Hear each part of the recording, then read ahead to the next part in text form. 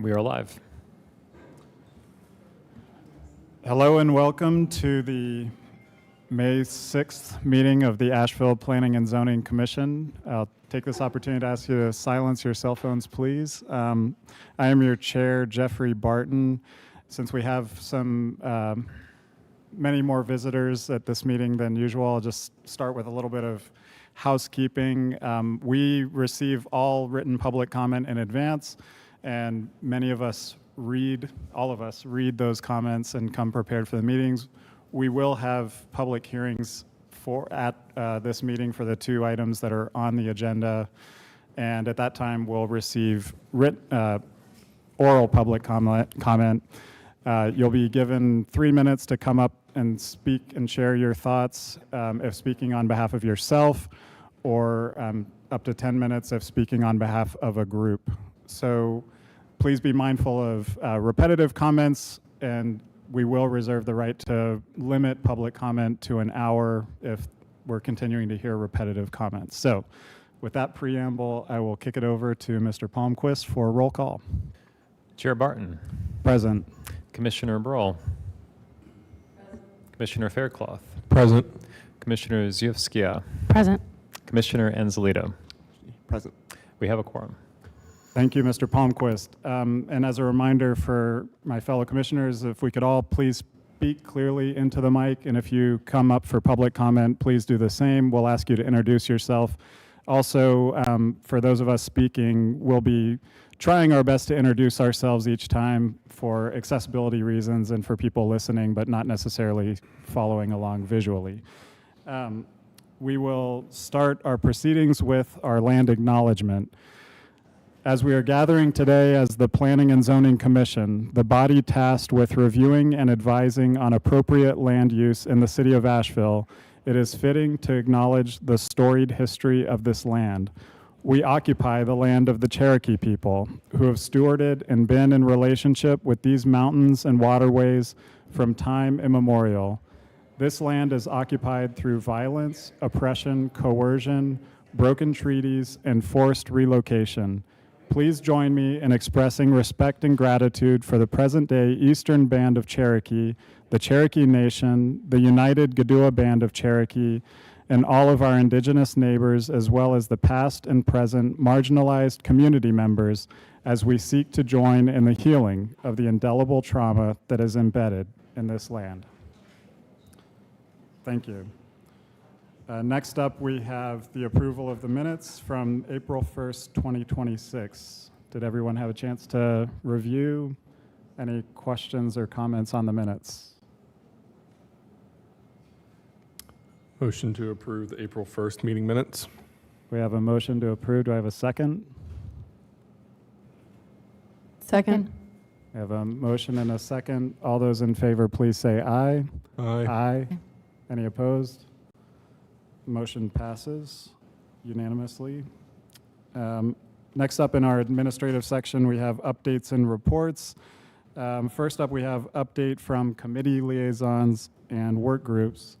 I'm not sure if we have any updates here, although I know our vice chair, Commissioner Cycle, may have a report for us, but we'll let him get settled. Welcome. Any other reports from liaisons and work groups? We'll come back to some meetings you attended, Vice Chair, in a minute, but we'll go to report out on recent legislative and administrative actions. Is that you, Mr. Palmquist? Yes, Chair. This is just an update on some recent items you all had reviewed at the April 1st Planning and Zoning Commission meeting.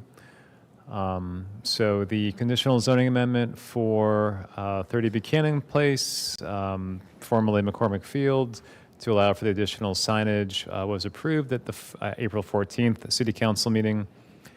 And then the conditional zoning for the affordable Cox Avenue project in the Central Business District was approved at the April 28th City Council meeting.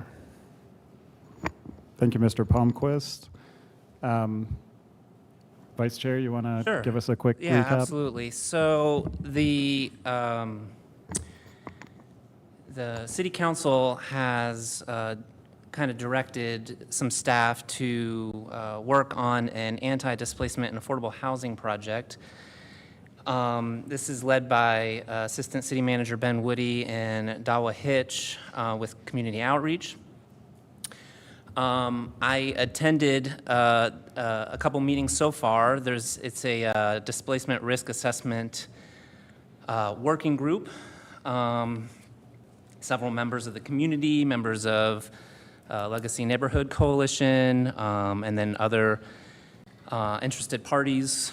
And I just wanted to give like a brief kind of update to this board about what that project is, and then kind of the first two meetings. The idea about this project is to first pair any new housing and development kind of focused on our desires for middle housing development with anti-displacement policies, actions, and tools, actually, is what this project is looking at. It's about a 1-year time frame. It's a pretty robust time schedule that they're looking at. And the second thing that this project is kind of tasked with doing is drawing from several different sources to make these recommendations, and first being middle housing study, next displacement risk assessment recommendations, the affordable housing plan, and the Legacy Neighborhood Coalition. I could go, I guess, if you want a little bit more information kind of on the timeline that was shared to us is we began engagement, I guess, 2 weeks ago now, and there's a next check-in engagement with, launch the project, council touch points early in May, and then there's another council touch point in November. And then the main part of this is to look at policies, and again, like I said, a tool. So there's this like anti-displacement tool, and we're not quite sure what that looks like yet, but that's part of what this process is and what it's going to do and what, how it's going to provide recommendations. And I'll have more update on that later. But the first meeting we had was kind of meeting with Louisville, Kentucky. They have a tool, and so we kind of just did some reconnaissance on lessons learned from that, which was very fascinating. And then we kind of met with that working group internally with leaders within the community to kind of just have a meeting of the minds, info sharing, brainstorming kind of session about what this stuff might look like. Great, thank you. I know that anti-displacement is a topic that this commission has been looking into thanks to Commissioner Zajewski's leadership and trying to get deeper engagement with how that interacts with land use regulations. So look forward to hearing more as this unfolds. Any questions or comments about that? Next up, we have an update on comprehensive plan and development regulations update project. Is that you, Mr. Palmquist, as well?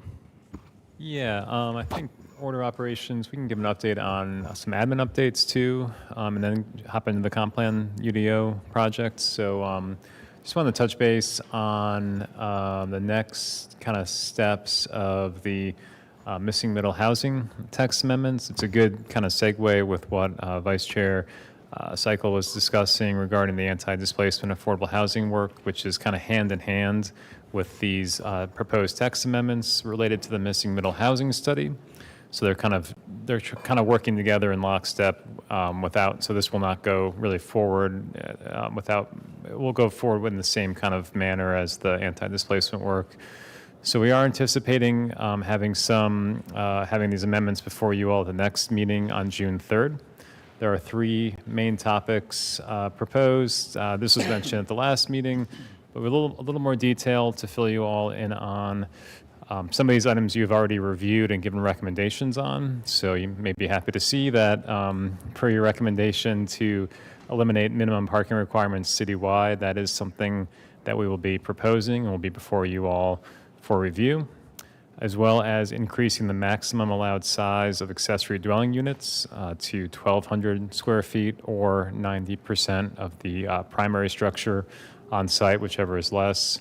And then finally, permitting duplexes in all residential zoning districts, along with one additional ADU allowed per duplex lot. So that's kind of the broad brush of what you'll be reviewing at the next meeting. That will then go on to council at some point for final approval this summer.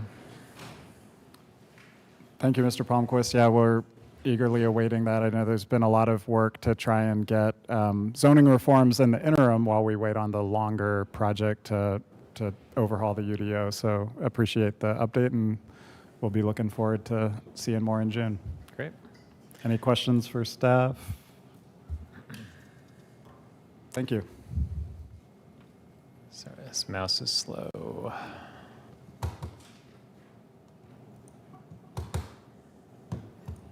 Not getting anything. I can come up here.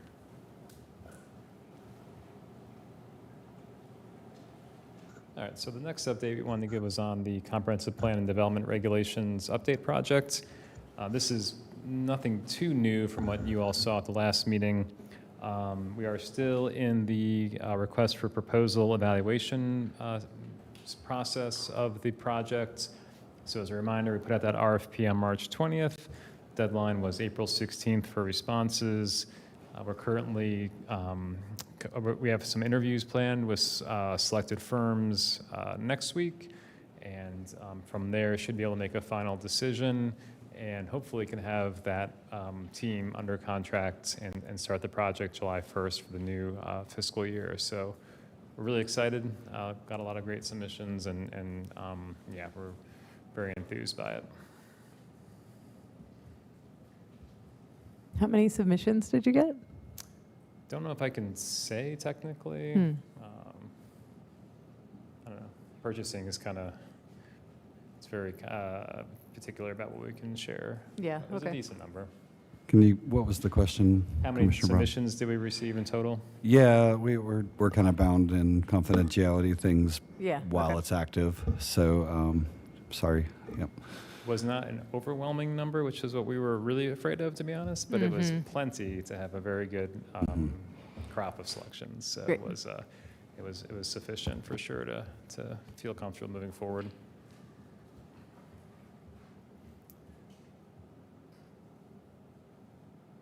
That's it. Any questions on admin updates for now?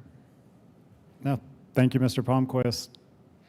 So moving into the legislative hearing, public hearing portion of our agenda, I'll do a little bit more housekeeping on the general flow of public hearings for members of the public who are joining us for the first time. So we will hear a staff report on the items proposed on the agenda. That will be followed by the applicant having an opportunity to share any additional information, some questions from members of the commission.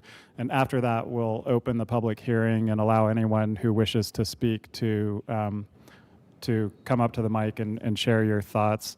There is a sign-up sheet, I believe, so please, if you wish to speak, signing up will help us maintain order as we move into the public comment phase of the hearings.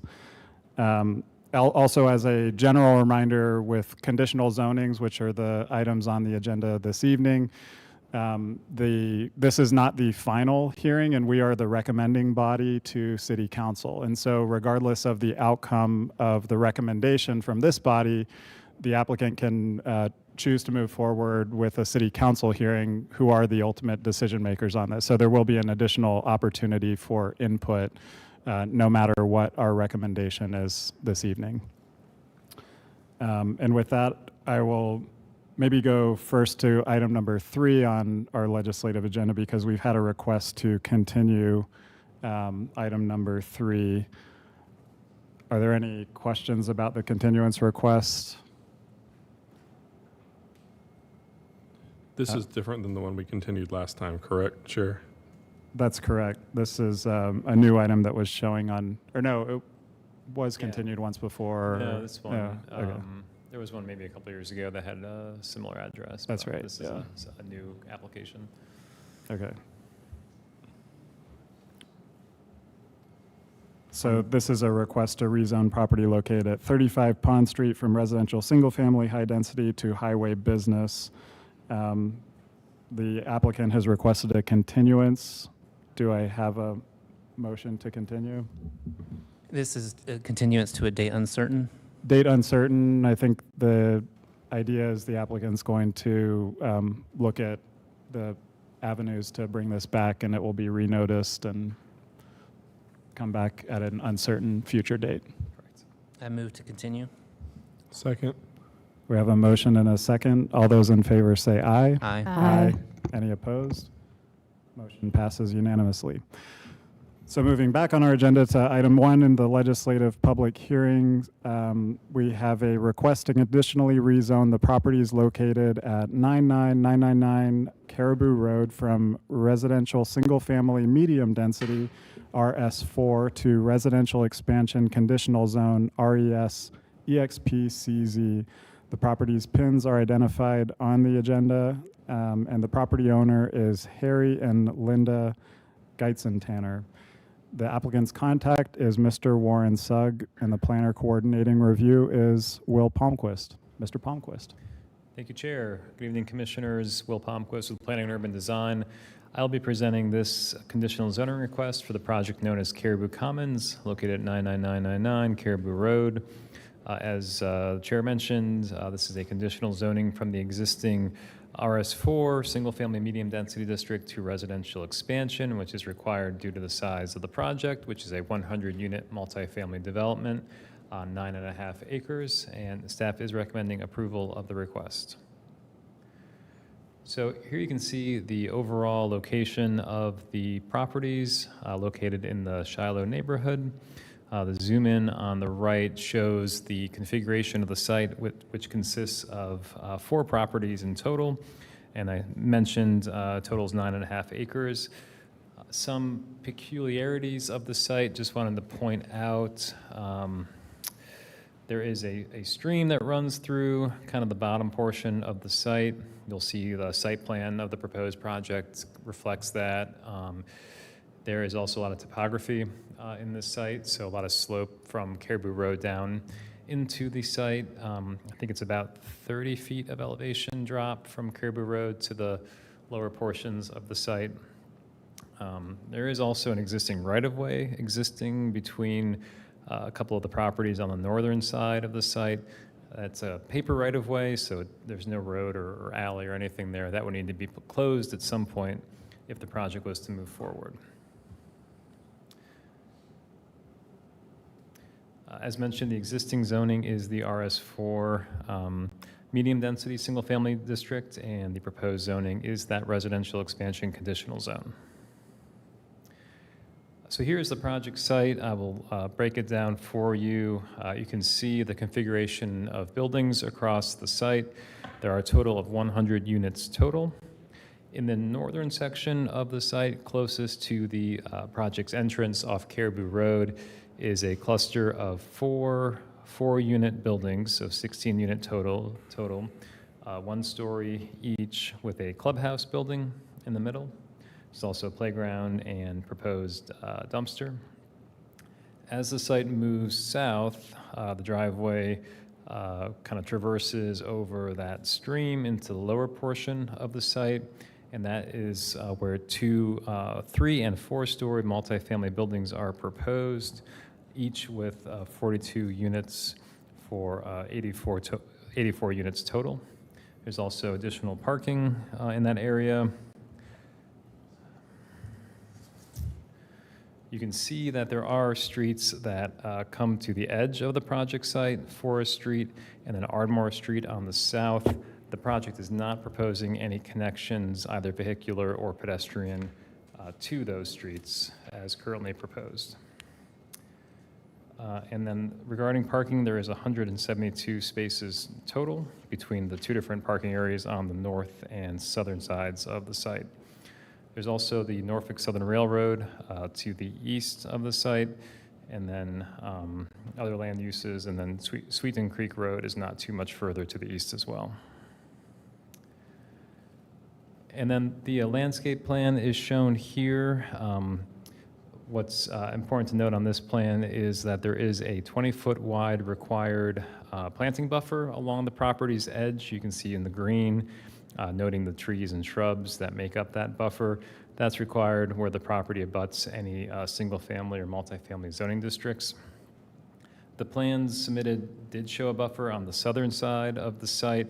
I did kind of white that out digitally because that is not required and would not necessarily be part of the final proposal, since that zoning to the south is residential expansion for the Laurelwood expansion project that was approved by conditional zoning a few years ago.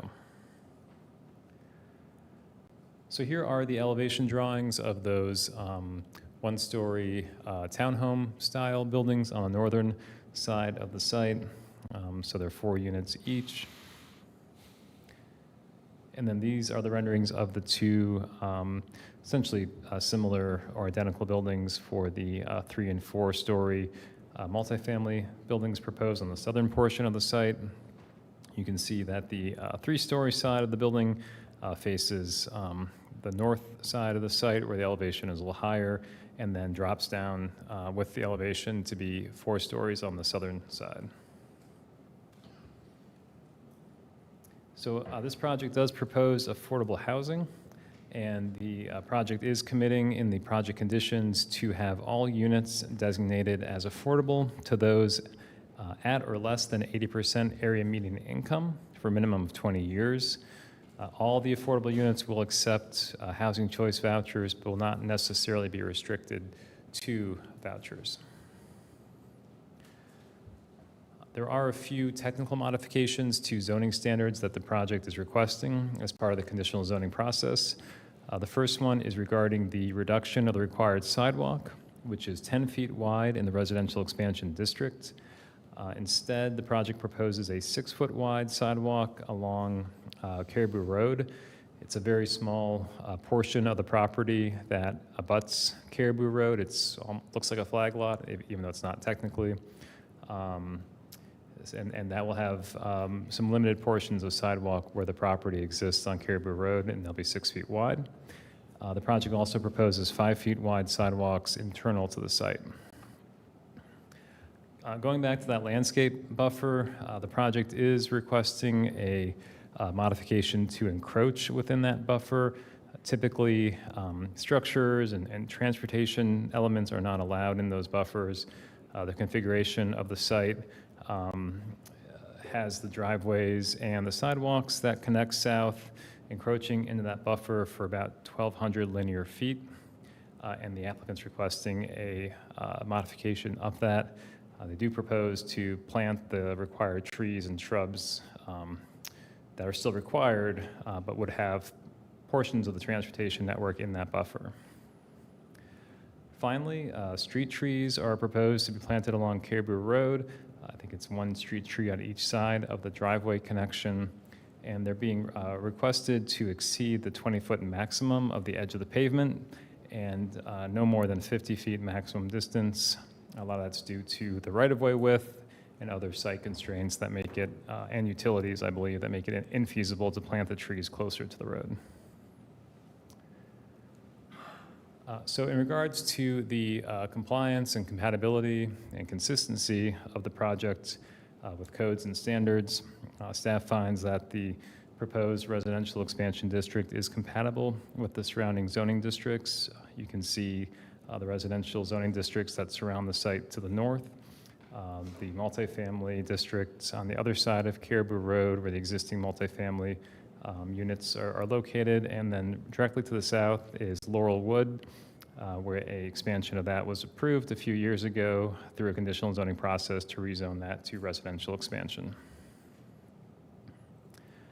Regarding the future land use designation of the site, Staff finds that that is compatible with the project, which is traditional neighborhood that's proposed as a mix of housing types, including ADUs, duplexes, townhomes, and multifamily apartments located seamlessly together. Regarding the infrastructure, existing transportation networks exist in the area to serve the project. There are minimal sidewalks on Caribou Road. Mainly new ones constructed as part of that Laurel Woods project exist to the south of the project site. No traffic impact analysis was required for this project due to the number of units proposed and not triggering that threshold.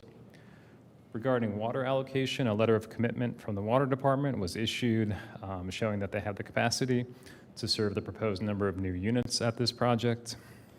Similarly, regarding sewer capacity, a wastewater allocation approval was issued for the project, indicating that the sewer network can handle the future proposed projects as well. The detailed stormwater review is pending. Any kind of conditional zoning approval would happen at the final technical reviews for the project. A preliminary stormwater and grading plan was provided by the project, and any future final stormwater plans would need to capture and retain any runoff that's generated by the change of the land use proposed for the site. Staff finds that the project supports goals in the city's comprehensive plan, including to encourage responsible growth by providing infill development in targeted growth areas, and to increase and diversify the housing supply by increasing the supply of housing, including affordable housing in proximity to schools, transit, and parks. Staff also analyzed the project against the Shiloh Community Plan 2025. So staff found areas where the project was in alignment with the plan and also some areas where the project was not in alignment. So this breaks down some of those strategies and goals that are within that plan. Land use goal number 2 of the plan states to provide assistance for affordable housing and home improvements, and to explore opportunities for the construction of affordable housing in the Shiloh community. So staff finds the project meets that goal and strategy. Also regarding the targeted areas for redevelopment and infill that complement existing development or can be supported by existing infrastructure. So staff found that, or the statement then, keeping residential density consistent with the current densities allowed in the Shiloh neighborhood, but also promote some greater densities in development patterns and transition areas of the neighborhood. So this project site is outside the core area of the Shiloh neighborhood. There's not a specific area for the transitional areas, but this could be seen as one of those opportunities outside of that core area to have more density of housing. And then a couple areas where the project is not in alignment with the Shiloh Community Plan, the first of which is to maintain and develop opportunities for green space, which is the creation of additional green space and tree canopy in the neighborhood. The project is proposing to meet the tree canopy preservation requirements, but would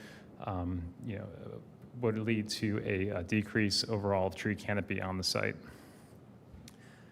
The second one is regarding some identification of target areas within the neighborhood for redevelopment and infill. So the plan identifies through a Shiloh Community Task Force with the Asheville Planning Department or Development Department at the time, some possible infill sites around the neighborhood, one of which was this property before you this evening for the conditional zoning that's identified as the property off of Ardmore and Forest Streets, which is proposed to, at the time, provide single-family infill opportunities consistent with the surrounding residential development. I did want to provide another data point for you all to consider. We've presented some of this information before. This is a excerpt from a map from the Missing Middle Housing Study called the Anti-Displacement map. Essentially analyzes census data and other factors that affect the housing market and other considerations. Areas within red are considered high vulnerability and with high rates of change already happening underway. And just note that this project site is outside of those identified areas in the missing middle housing study. And then I just wanted to note that the project has received significant public comment, mostly concerning 5 main topics. So the first one is regarding infrastructure and traffic safety. So the residents have expressed concern about the existing infrastructure, roadways, water, sewer, et cetera, and safety considerations regarding the perceived insufficient infrastructure and some unsafe motorist behavior. There's also public safety and pedestrian risks identified by the community. This includes the lack of sidewalks throughout the neighborhood, particularly along Caribou Road, where pedestrians and other non-motorist users are in the roadway and therefore more susceptible to conflicts with vehicles. The community has expressed environmental concerns with the impacts proposed by the project that would lead to a reduction of the tree forested area of the existing site. There are concerns about the neighborhood character of the proposed project in that the multifamily proposed development would not fit the existing character of the neighborhood. And then finally, overall cumulative development impact of this project and other approved projects, including the Laurelwood expansion project that's currently under construction. Based on the compliance and consistency with the elements identified, staff recommends approval of the conditional zoning request. This is the overall timeline of the conditional zoning review. It was approved with conditions at the April 6th Technical Review Committee. It is before you this evening for recommendation to City Council with a tentative date of May 12th, which is a bit of an accelerated schedule. The project requested due to some affordable housing funding application deadlines that they're trying to meet. So if they were to receive a recommendation this evening, they would be before City Council on May 12th for a final decision. I'm going to answer any questions you may have. Thank you, Mr. Palmquist. Questions of staff? This is Commissioner Faircloth. Thanks, Mr. Palmquist.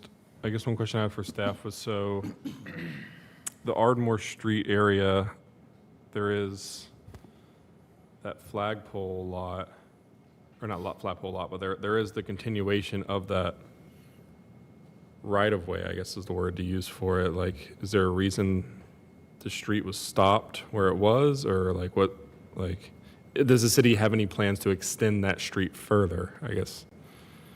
Do you understand what I'm kind of trying to ask? So in the at the southern portion of the street, Ardmore Street exists from Caribou Road, and then the roadway itself stops at this last single-family house, and then there is continued kind of paper right-of-way where it exists on paper, but there's no actual improvement or ownership or maintenance of any kind of roadway that doesn't exist there today. The project team might be able to better speak to their kind of design intent and if they explored any opportunity to connect through there. Transportation staff did not raise any issue or propose any information about any potential roadway extension there. If this project were constructed, it would kind of essentially kind of foreclose on any kind of real connection through there. I mean, I suppose that roadway still could be continued since it is a right-of-way and there's no proposal to close that by the project. So I guess there still would be a possibility to extend it, but it probably is not something that would happen based on an actual transportation need. Sure. All right. Thank you. Mm-hmm. Can you remind me what the threshold is for traffic impact analysis again? Sure. So the answer is it depends, but it basically is based on the number of units and other land uses proposed, the type of construction, whether it's like a low-rise project or a higher-rise development, and where it's situated, and assuming how many people would drive or not. For a similarly designed and sited project in the city of Asheville, that number is typically around 200 or so units. So at 100 units, a traffic impact analysis was not required based on the number of trips, vehicular trips that were proposed to be generated during the peak travel hour. Thank you. Is there any recent traffic data on Caribou Road about sufficiency of service, or has there been a recent traffic count done? Not to my knowledge. I don't know if we have. We could look into that. It's not something typically in the TRC reports. I don't have that data readily available. So I'm honestly not sure, but we could look into that a little bit more. Yeah, I think, notwithstanding motorist behavior issues, we received a lot of public comment regarding the width of Caribou Road relative to the type of traffic it receives. A lot of pedestrian traffic because there's no sidewalk adjacent to it, and motorists going through four-way stop signs, understanding that there's no TIA to kind of anchor transportation improvements. Just curious if there's any city consideration about what might be desirable to see as more development and more residents use that already well-used road. Right. Yeah, we did check to see if there was any capital improvement projects or the like proposed for Caribou Road as far as any sidewalk construction goes. It is not currently in the pipeline. Those are always being reevaluated, and new projects are being, considered around the city for new sidewalks. So it's potential that through the planning process that happens for capital improvement projects, this could get added to the list. That's typically how new sidewalk construction happens along an entire corridor, but as of today, it is not in that project queue. To the point about the width of Caribou Road, it consistently measures, when the vegetation is cut back, about 18 feet wide. In some places, it does measure a little shorter than 18 feet. And I was wondering if city transportation has any concerns about fire apparatus, fire access, noting all the other comments about no other sidewalk or adjacency for people to get off. It just seems kind of like a crowded situation. We did not receive any comments from fire or transportation regarding the existing width of the roadway, but it is true that it is more narrow than what today's standards would be, which is not uncommon for many parts of the city that were built before our current standards of construction. But we did not receive anything specific from fire regarding any concerns about using the roadway to access the site for any firefighting purposes. The project itself complies based on the conceptual plan with fire access based on their internal roadway network and the like. But no comments were made about the existing transportation network off-site as far as that goes. And what about road striping? So it's an unstriped road. At what point do roads become striped? Is that a product of volume of traffic, road width, or other factors? Honestly, I'm not sure. Could be a combination of all three, to be honest, but we could check in with transportation and get more clarity on kind of the rationale for that, for sure. Yeah. Any other questions for staff before we invite the applicant to? Yeah, just one quick point of clarification. This is Commissioner Broll.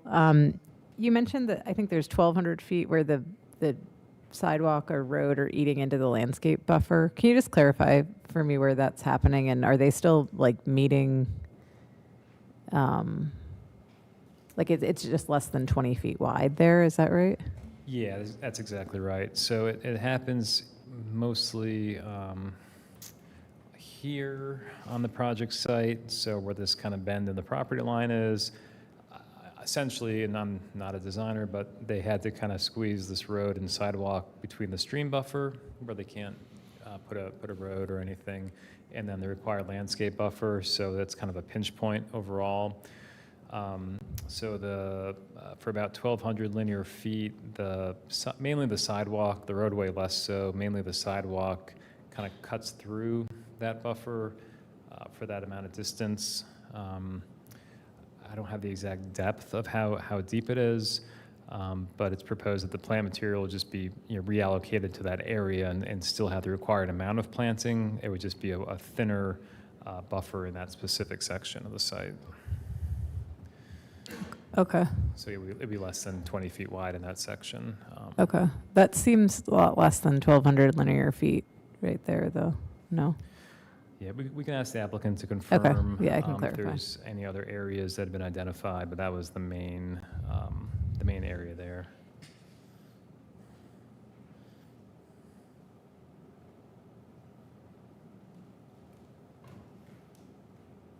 Other questions or clarifications for staff before we hear from the applicant? I mean, so you mentioned to Sheriff's question about the striping that, you can get back to us. I'm assuming that's not an option during the course of this meeting. Right, that would See be. what I can do. Yeah, it's, I won't say never, so. Yeah, okay. No, All I right, think cool. I'm gonna see if some of my colleagues know, and some folks might be tuning in to watch, might be able to answer on the phone a friend hotline. So yeah, I'm happy to reach out and do some researching, and if I find anything, I'll let you know. One last technical question for you, and I'll pick this back up with the applicant in a bit, but the interior roadway shows a stream crossing with a culvert that is currently continuously daylit stream. So how does the city analyze that culvert and whether it's sufficient to handle flow volume, especially, in the aftermath of Helene? Yep. So outside my expertise, but my understanding essentially it's based on the calculated volume of that stream, maybe with some plus or minus built in for heavier rain events, and then if the culvert can handle that volume of water at a certain percentile. That's the extent of my knowledge on that. I'm sure the applicant can speak a little more about that, but it is a very scientific and mathematical calculation based on the width and the volume of the existing stream for the most part. Have there been any discussions or changes in city standards as a result of, lessons learned from Helene, or is this something that's pretty standard? There have not been any changes to it, to my knowledge. So I think it's the standard requirements would apply here. Thank you. That would probably be a part of the UDO and SSDM update. Yeah. Any other questions or clarifications for staff? Thank you, Mr. Palmquist. We'll now invite the applicant to introduce yourself into the mic and share anything that you'd wish to about this project. Thank you, Chair. Good evening. My name is Derek Allen. I'm a land use attorney at Allen, Stahl, and Kilbourne. We've been working on this project with staff and with the neighborhood and with the development team. This project is right in front of the project that's coming after it, the one that's on Sweeten Creek. They are geographically similarly located, and that's important to this process with both of these projects.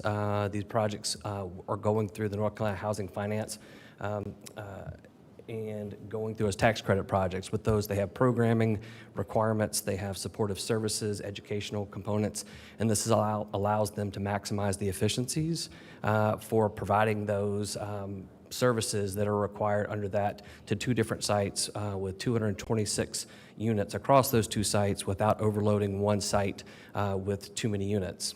This particular site is 100 units spread out over 9.5 acres, which is 10.5 dwelling units per acre, which is about 40 units an acre less than what's allowed under residential expansion with an affordability component. Staff's gone over the affordability piece. It is 100% affordable housing. We all know that we no longer have a LUIGE program, and our city has made it clear that for city, county funding, for the community foundation, Dogwood funding, it needs to be a tax credit project in order to get those matching funds, and so that's why we're seeing these kinds of projects come through. We think they're important, and we think they're important for the community, and every study that has come out in the last 5 years has told us that we need those things. We need housing, we need affordable housing, we need missing middle housing that's got a little bit of all those things. We need anti-displacement. Here there are no dwelling units that will be eliminated, and only dwelling units that are going to be added to this project, as well as the one that you'll see on Sweeten Creek in a moment. Another thing that I wanted to point out about this particular site is it's been thoughtfully laid out to provide a transition from the south to the north, where you have Laurelwood at the bottom of your screen there on the right. Laurelwood is a 4-story project that sits up on a hill. We have it so that the tallest part of our project faces the Laurelwood project. Our project sits down in a hill, and I'll let Chris Day from Civil Design Concepts go over the relative heights to show how that works. From south to north, as we transition towards the existing single-family structures, we go from our 3-4 split to a 1-story product, which consists of those townhome units, as well as a 1-story clubhouse, which is where that supportive services programming will be provided along with the playground. Similarly, the transition theme applies as you come from east to west. You've got the Norfolk Southern Railroad that bounds this property on that eastern boundary. On the other side of that, you have property that is currently zoned CI and industrial to the north of that, with an existing mobile home park. And on the other side of that, you've got Sweeten Creek. We do have other members of the development team here that I want to let talk about both what Penrose, which is the development company, does. That's Will Eckstein, as well as Chris Day is here from Civil Design Concepts to walk us through the site plan and answer some of the technical questions that have already come up. And I'll go ahead and say that in terms of the existing roadway improvements in the neighborhood, we're all for those, and to the extent that we can be helpful in pushing our city council to push forward those kinds of improvements in places like this, we will do anything that we can. But we can't look ahead 2-3 years down the line for projects that need to be approved before they could be funded, before they could be built, and say we don't have the infrastructure for those projects yet. But we need to do it while we are having those projects come through the system. Will, if you would come up, I'd like for you to talk a little bit about Penrose and why you're here. Yeah. Good evening. How are y'all? I'm Will Eckstein. I'm the Regional Vice President for Penrose. And I'll tell you a little bit about Penrose. Penrose is a national affordable housing developer. It's been around for about 50 years. Over the course of that 50 years, it's developed about 27,000 units of housing. And so, this is what we do. Affordable housing is our priority. It's our focus. It's where we go in and we serve the communities. And we're excited to be here in Asheville. And excited to field you guys' questions and explain more about Penrose and then the specific requests that we have here today. I've met with some of you guys and answered a lot of questions, and happy to be here tonight to continue to answer those questions. One of the things I think that really sets us apart as a developer is that we're not just kind of coming in and developing for the short term. We're long-term owners, operators. We manage our own properties. We're building the right way, and we're really committed to the communities where we serve. Part of that commitment comes through the services that we provide and the staffing that we have. On a lot of our sites, we have community impact coordinators who work well within the community to identify social services programs and other nonprofits that may be able to kind of provide residents the resources that they need to be able to kind of thrive in our communities, not just survive.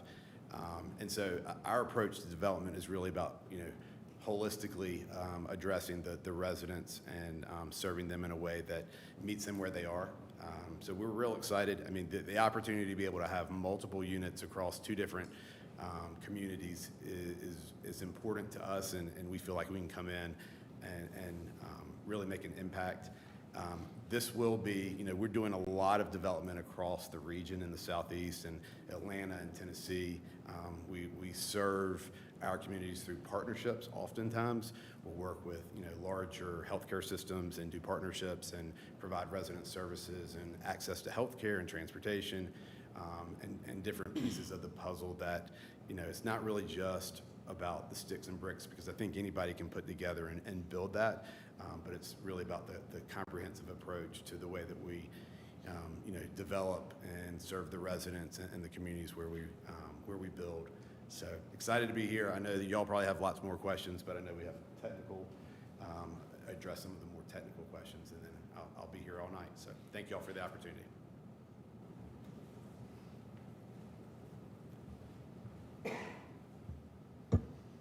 Good evening. Excuse me. Good evening. My name is Chris Day. I'm with Civil Design Concepts. Appreciate the opportunity to be here. And as they said, the technical, Will actually said the scientific and technical part that I'm here to help with. I'll do my best. Let's see here. I'll just pull up I think the site plan does a good job. A lot of this stuff was covered. I'm here mostly for questions, but I want to point out a few things. As discussed, all of the units on the north side of the building, those are single-story residential, low density in terms of just 4-unit townhome product buildings. We pushed the multi-story buildings to the south, adjacent to the Volunteers of America Laurel Woods project. Always trying to push everything towards the railroad and as far away from the existing single-family homes that come off of Caribou. Furthermore, we took the parking and looked to kind of put it in the back of the site so that it could screen that area. All of the units that are proposed here, their proposed elevation sits down below any of the existing homes that are out there today. I think that's kind of a key thing to note. During the neighborhood meeting, we heard a lot of folks who, like Ardmore, there was a question about why we were not connecting on Ardmore. Topographically, we could connect there. It works. We don't have any reason, and the right-of-way is there. We just didn't need to do it technically, and we heard a lot of concerns about impacts on Ardmore, so that's why we kept our focus to just out there to Caribou. The existing project that is under construction on that's on the Laurel Woods property to the south, that is, it sits about 40 feet above Ardmore. So when you're on Ardmore, you look up at it, you see a giant 16-plus-foot wall. You then see the building on top of it. From those, the house sits at the end of Ardmore. Even though we have a multifamily building, our floor sits 20 feet below that. So the house at the end of Ardmore, you go through the buffer that we have for landscape buffer there and over about 200 feet, and then we're at about the same elevation as the third floor or the top floor of the multi-story building. I'm looking at some of the other questions that had come out of it. All of our stormwater, we recognize that to construct this housing, that we're building built upon area, impervious surfaces. We are managing all of that increase in runoff with underground stormwater systems under the parking areas, where we can both treat the water for the quality, clean the water up, as well as slow the water down before it's discharged back into the creek.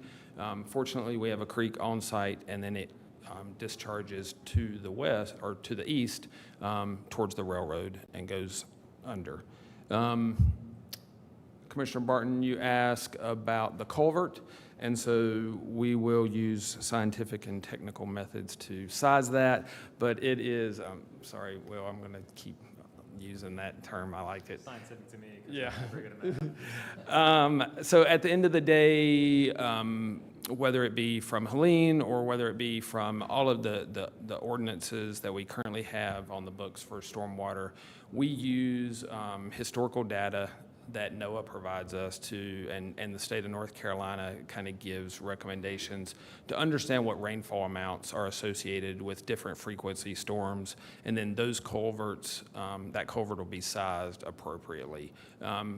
The benefit here is we do have some elevation there in terms of being able to create an oversized pipe, or what seems feasible. At the end of the day, it's not a long stretch of pipe, so being able to go in there and analyze and understand, all right, from the city's perspective, this is what the minimum is, this is what we could also do, just with kind of making wise decisions about what we know and what we've got there.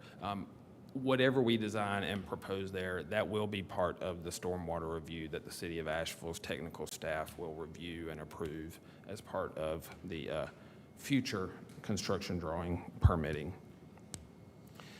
We are asking for a couple of technical modifications. Those are really primarily associated with reducing some of that surface area, those sidewalks internal, where we're not out on the main road, and so we're asking to reduce those sidewalks in width from 10 feet in the code down to 5 feet, and then the buffer encroachment. I think that you ask a very good question about the 1,200. As I've gotten my head into it, I think that's something we'll come back. I don't feel, we did submit that in, my technical staff team, in terms of erring on a side of being conservative. We are not proposing to reduce any landscape material, and I really think, and this drawing kind of shows it well, you can kind of see where the sidewalks are encroaching. This green line is the buffer. We were including in that linear footage even the driveway entrance, which is an allowable encroachment. We were including a lot of this sidewalk that's right on the edge, which, as I read the code, I think is an allowable encroachment into that buffer.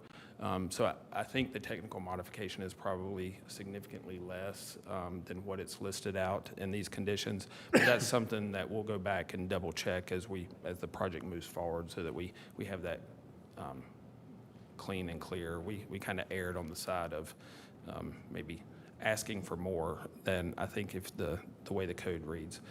All that to say, like I already stated, we're not looking to reduce the amount of material. We're still looking to provide the same. I had some trouble same hearing you on that last point. Can I'm you sorry? repeat- I had some trouble hearing you on that last point. Can you repeat that? We are not looking to reduce any of the plant material, and so our goal would be to maintain to provide the same buffering that is listed in there. And what I was trying to clarify is the code does allow some encroachments into the landscape property buffer, such as retaining walls and pedestrian paths. And I think we were probably erring on the side of being conservative and counting more, and so we have less of an impact. It's less of a technical modification than we're requesting there. The other thing with that technical modification is you can see where this driveway comes through here. Some of that was trying to also balance that with existing riparian buffers on that stream and not we didn't want to push the road further over there. So I'm trying to find kind of the best spot to create good vehicular and pedestrian connectivity throughout the project while balancing the ability to provide a buffer as well as preserve the riparian areas. So. On this drawing, it looks like the main driveway is also within the landscape buffer. Up here? Yeah. You are correct, and that's a geometry issue with the fact of how wide it is, but I would defer to staff. I think the entryway is an allowable encroachment into the buffer as well. So either way, you can see at the end of the day, this would be a technical modification simply because geometry-wise, it's not wide enough.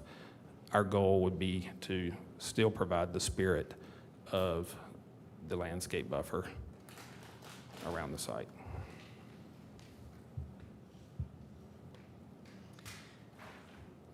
Has there been a jurisdictional determination? We've identified, we have some small areas of wetlands and then a jurisdictional stream at the bottom down here. And we have some very minor impacts into that at this stage. And Into the wetlands or the stream buffer? we're not proposing, we're not proposing to ask for a stream buffer variance with the project. So the minor encroachments are to the, To the Wetlands. jurisdictional wetlands with the Army Corps of Engineer. Our assessments at this point, they stay well below a national permit level, so it's, they're minor in size and scale, so. yeah, I was just curious if there were wetlands based on the watershed and the impoundment from the railroad. So it sounds like there are some, but There was. not significant. Not significant, and we found them, much of them overlapped into the already protected area of the city's riparian stream buffer, but we found them, as you would imagine, kind of down in the low area here. Uh-huh. And then I would just imagine some on the north side, maybe your encroachments are with the duplex? I'll double check Okay. that. Well, I mean, it's not a big deal. I'm just based on the LiDAR available. Okay, thank you. With that, I'm available. Any questions? We had some public comment around flooding or potential flooding. Can you speak to what you looked into as far as flooding on the site and from the creek that is also adjacent to the site?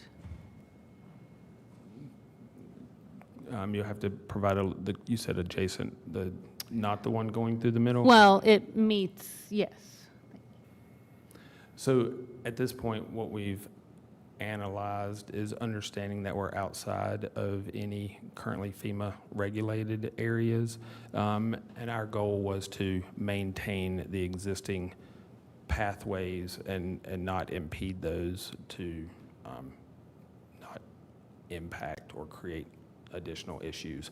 Our site, while I referenced we are lower than the adjacent sites, we kind of have the benefit of a much lower area on site for the water to continue on its path and not impede that. So we haven't done in-depth hydraulic analysis. We're staying above the areas of concern and don't feel like that'll be an issue as we get into detailed permitting. Right, so it's not going to be required by permitting, but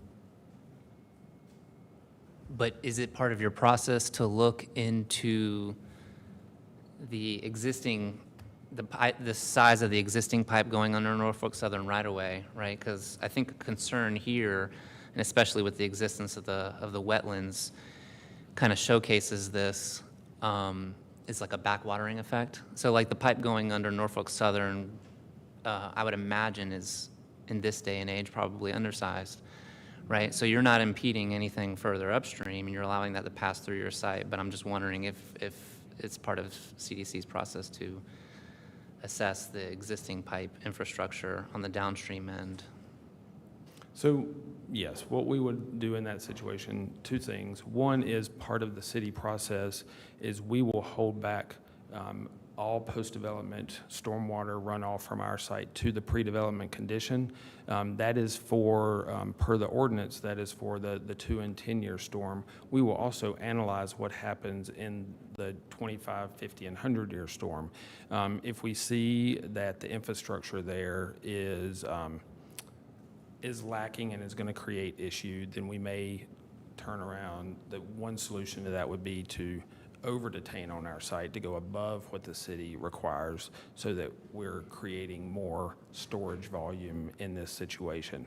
I can't tell I just know you're not. I can't tell you today that we're going to go change the pipe size underneath the railroad. No, I know, But it I will know. be something that we would evaluate to figure out what our best way that we can if it's an issue, how we can best address it with our project.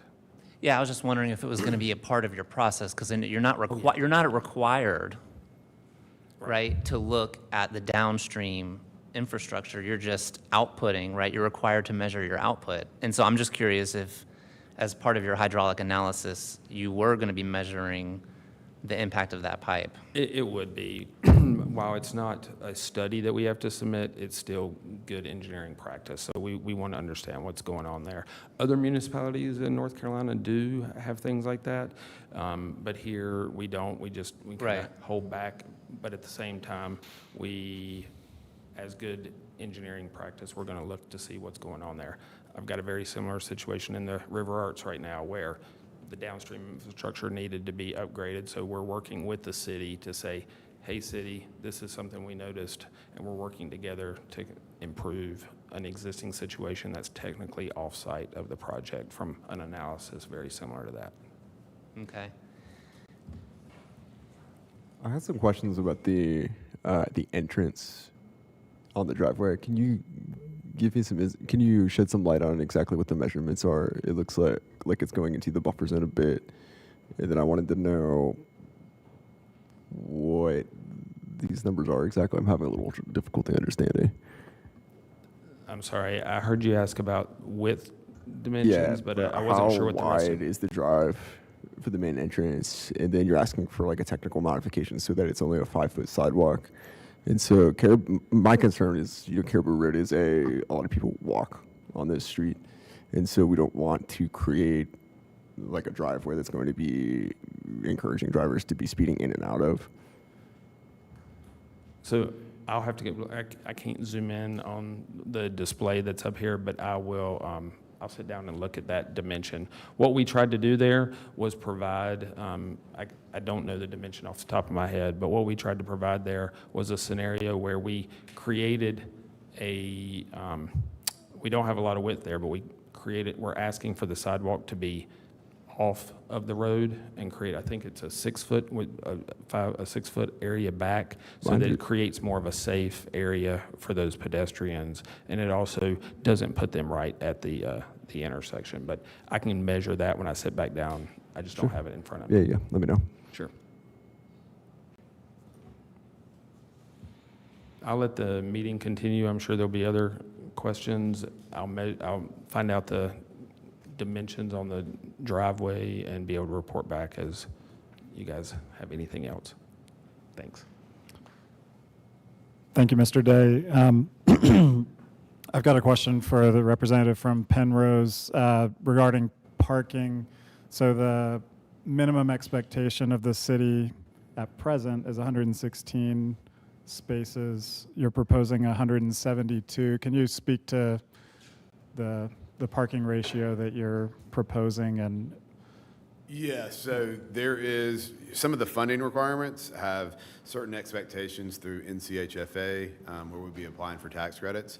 And that for a family development is like 1.75 for a parking ratio. We've had communications directly with the agency about applying for a potential waiver, and there's ongoing communication about the possibility of that, which we're open to be able to reduce that parking. There is kind of like the going through and getting the zoning and entitlement in place today, and understanding what that requirement is so that you can be able to ask for that waiver with that support. So it's a little bit of a timing thing from that standpoint, but we have had communications with the agency about that. are you able to share what ratio you're advocating for? I can, well, I don't have that off the top of my head, but we, I mean, originally we had just gone down to what we could fit, the 1.73, but we're open to to feedback on that at this point. So understand that there is a lot of parking. The agency kind of, the way that they operate, they prioritize parking in an environment where it's really, it's a, in these urban infill settings, it's less of a priority and really less of a need. So, but open to that kind of reduction, and kind of that's why we reached out and had those conversations a while back with the agency.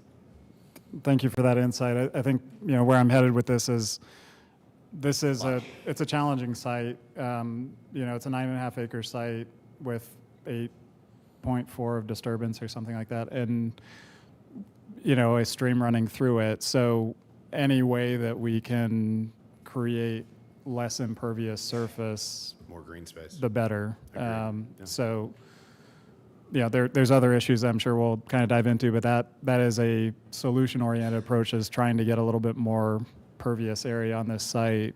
Parking reduction would be the first thing that I would hope Yeah, to consider. yeah, for sure. Thank you for the question. Yeah, I'd also like to point out the other project that you have before us tonight has a lower ratio of parking Yep. and that we you're did apply proposing for a waiver for that. on that one. Yeah. Thank you. Can you also speak, I have two questions for you, if you Okay. could stay. If I could interrupt real quick, and I'm not following my own rules on this, if we could try to introduce ourselves. This is Chair Barton, just for the benefit of people listening. Thank you. Yeah. Commissioner Zieska, can you speak to the LIHTC timeline? I know this is a bit of an accelerated timeline. We're just curious about their deadlines and approval processes. Pre-applications were due in January to the agency, NCHFA, and then full applications are due May 15th, so next week. And so to be able to pursue and submit a full application to NCHFA, you have to have zoning and entitlement in place. So that's the accelerated timeline to be able to kind of move forward on it. Got it. Thank you. And when you introduced the company, you spoke a little bit about the management. So I'm curious if you all have any projects here, and if not, what does that look like? If this project goes through, are you hiring a team of people locally? Are you having roots here in the community that will be managing the complex? How does that look like? Yeah, so we do have in-house property management, which we think, is really the best way to operate.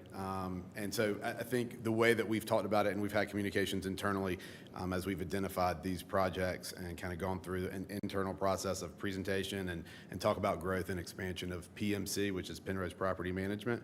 And so the goal would always be to hire local and to come into the community and be able to identify folks that know the community but there's a level of oversight, and there's a platform there that they could that we can lean in on until we get that local presence in place. And so it's kind of the best of both worlds.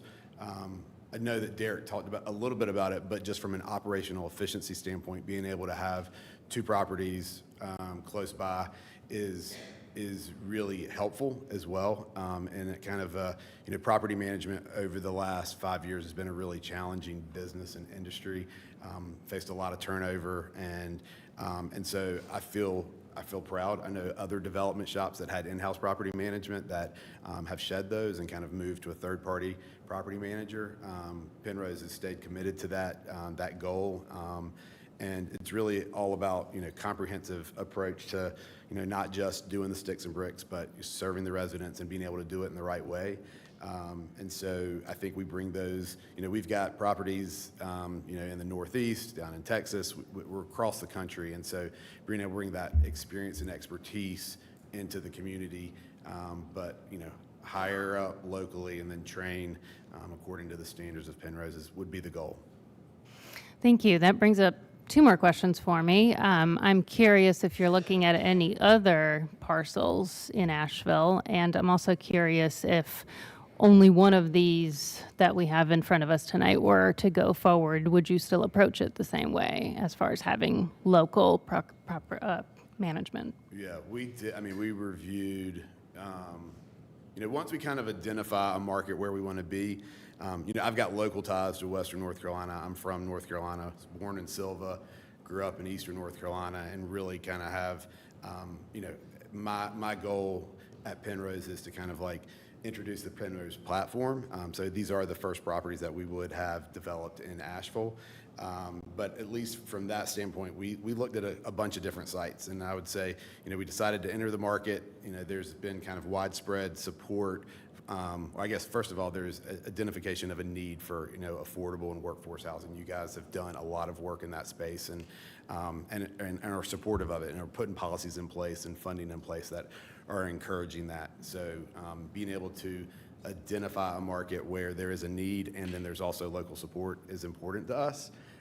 And kind of gives us a little bit of the green light to move forward. We say, hey, this is a place where affordable housing is not only needed but is welcomed, and that you've got the leadership in place to kind of support that. So that is one of the things that when we've talked about just from a market perspective, being able to come in and kind of commit. Hi, Commissioner Anzalito. Nice to meet you. Nice to meet you. You mentioned that there were a lot of kind of community benefits that your company will give. You said like connections to healthcare. So typically, across our portfolio, we employ community impact coordinators on site, on staff. And so that's outside of the property management, it's outside of maintenance staff. It's really, I consider them a liaison between our residents and the community and the services that are needed to support our residents. And so oftentimes, those folks will be on staff and identifying needs of the residents that we're serving. Oftentimes we say, they organize various events and, within the community based off of what the needs are, but we oftentimes don't go try to recreate programs because oftentimes there are programs within the community that are doing well, but we try to create that connection for the residents to say that we can leverage those. So can you say what programs you're considering specifically for the site? In general for Penrose, it's everything from, I would say from this specific site, we would probably look to the residents to kind of help define those programs over the course of the development. But historically across our portfolio, in Atlanta, we've built housing adjacent to healthcare clinics. We've built where all residents have complete access to the adjacent healthcare clinic through Mercy Care. We'll have daycares on site, depending on at one of our projects in Delaware. So it's really kind of defining the services based off of the resident populations and needs and meeting them where they are. So I wouldn't want to say commit to this today until we kind of get into a little bit more and past this initial process. Okay. It's a commissioner cycle. So to that point, I was going to ask a very similar question about community, not only creating community within the apartment complex or the renter complex itself, but how does your firm plan to weave within the fabric of the larger community, right? It's a very tight-knit community there, and I'm wondering, you talked about kind of leaning on them.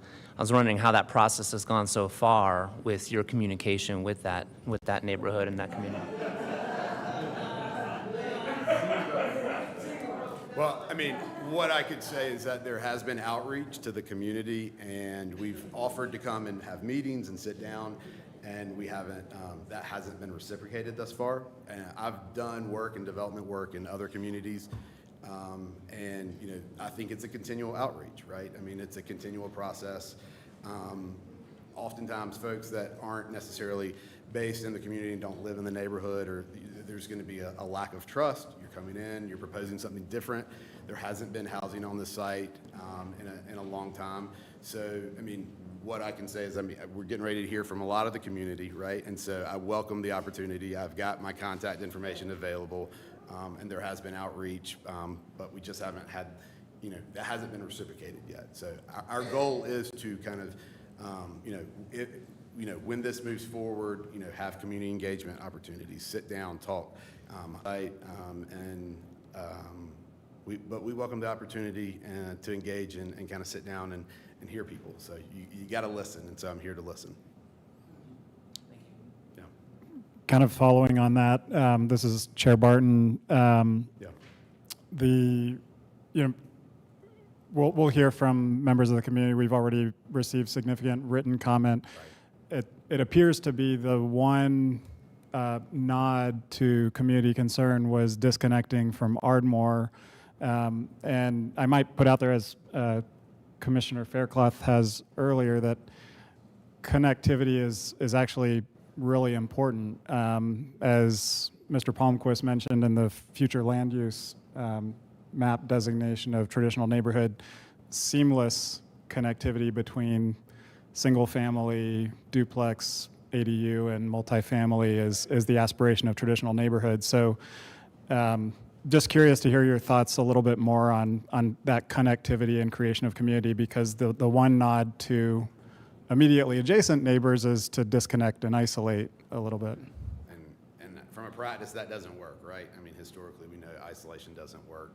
I mean, I'll go back to the original, I think, and I'm trying to remember when we had that first community meeting online, and there was, there were voices on that call that talked about that connectivity and not wanting to see it. I can't remember if we had originally had that connected, but I'm all for connectivity, right? I mean, I think we're open to that. I think based off of the initial feedback that we'd gotten in that public hearing, that I think that was the reason that we decided to kind of like, take that feedback seriously and cut it off. But I think, sometimes the loudest voices in the room aren't representative of an entire community.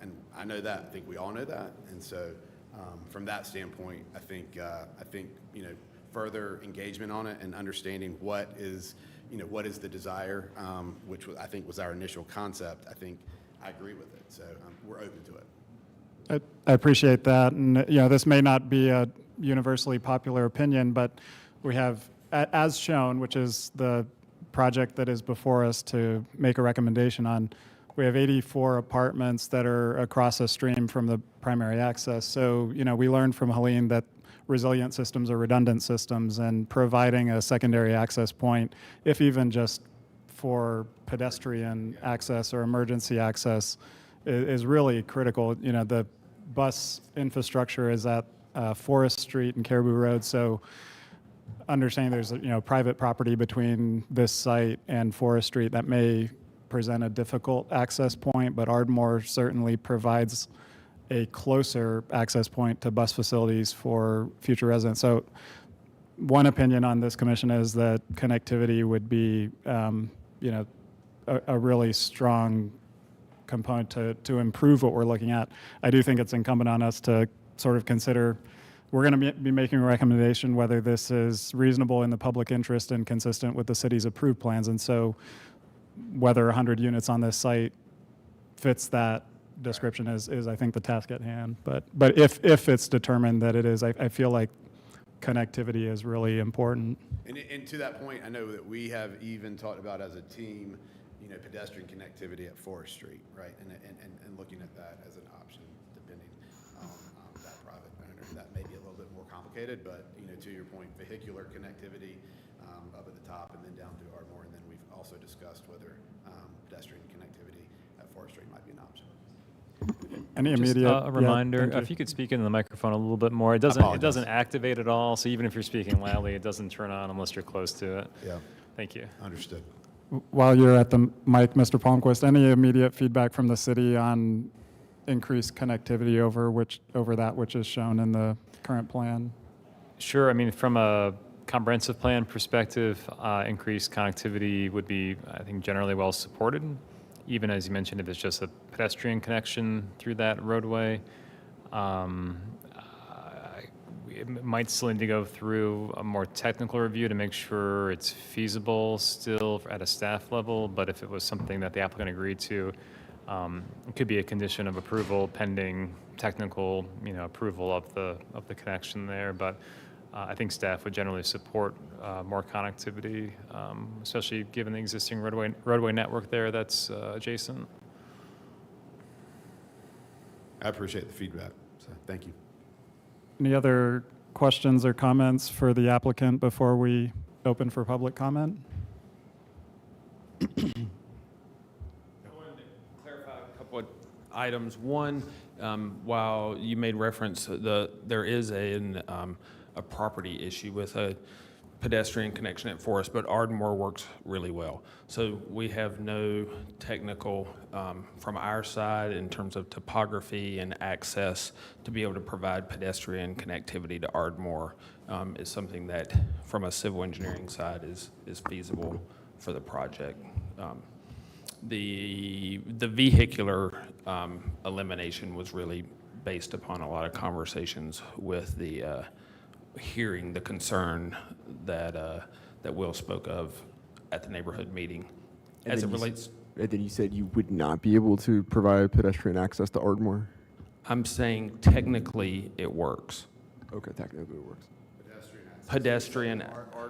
Correct. Ardmore, yeah. To Ardmore. I'm saying from a civil engineering perspective, it is feasible for us to create a pedestrian connection there.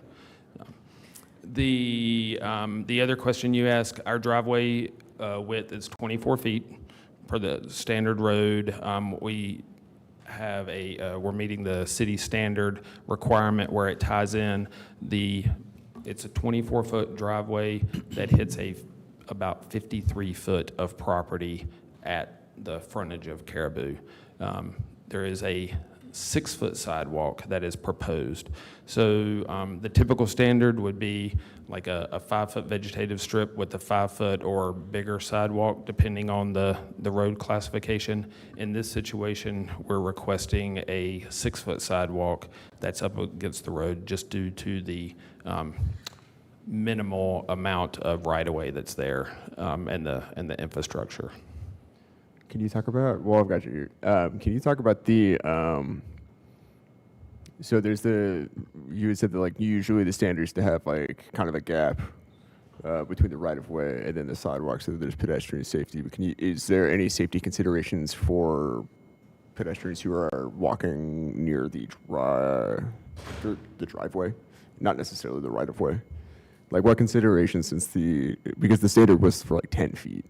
And then the technical modifications for 6. So is there just what safety considerations are being thought through for people walking on the sidewalk? No, I mean, really, it's a matter of trying to match what future sidewalk could fit there, as opposed to taking the sidewalk and recessing it back into our property with a large vegetative strip along that small section of Caribou. There's no right-of-way for any future connectivity on the end, so we've pulled it up to the frontage of Caribou, but made it wider than a standard 5-foot sidewalk to create a little bit more of a pedestrian safe, a wider sidewalk. But we are not proposing it to 10. Internal to the site, we have kept that gap so that there's a vegetative strip between vehicles and where the pedestrians would be walking. We have kept that gap. Just to make sure I'm clear, this is Chair Barton. So the 6-foot width portion is within kind of the radius of the road? It really is. There's barely any any sidewalk that's at all, getting- so- Correct. Okay. Yeah. Can you speak to, this is Commissioner Broll, can you speak to any independent traffic analysis that you've done of like vehicular trips generated or anything like that? No, at this stage, we have not engaged a professional engineer. We've used just the city staff and previous projects. We do have the access to the ITE trip generation manual, which is what those studies are based off of, which is also what the city threshold is based off of, and just looked at it to verify that this project stays well below the threshold of 100 peak hours. So I don't recall what they were, somewhere in the 30 to 40. I don't remember if that was in the AM or PM, but the city's trigger for doing an in-depth study is 100 peak hour trips. So we did have conversations and confirmation from technical staff at the city that that this project fell below those thresholds. You think it's roughly in the 30 to 40 trips in a peak I time think frame? I think it was somewhere in the 30 to 40 in terms of peak hour, which I would expect it to be somewhere in the neighborhood of half, because I heard anecdotally the kind of rule of thumb being around 200, with us being around 100. There's also a little bit of a difference in terms of the ITE manual gets into like low rise, which is like the single family, the single story to the north, and mid rise is how they would classify the units on the south side of the building. They each have different rates based upon national data that the Institute of Transportation Engineers pull together. One other quick question, is there any lighting proposed on the plan? while we haven't gotten into details on the lighting here, the site will have site lighting, and that will be part of the detailed submittal that comes forward. We're not asking for any modifications on that. All light fixtures on site would be full cutoff and meet the city's ordinance for no light spilling over the property line and full cutoff shades. Okay, thank you. Commissioner Faircloth, I think the other commissioners have already asked most of the things on my list, but one thing I haven't heard come up that I want to ask generally, I don't know if it's to which one of you on the team is, kind of why this mix of units? There's the townhomes to the north, the multifamily to the south.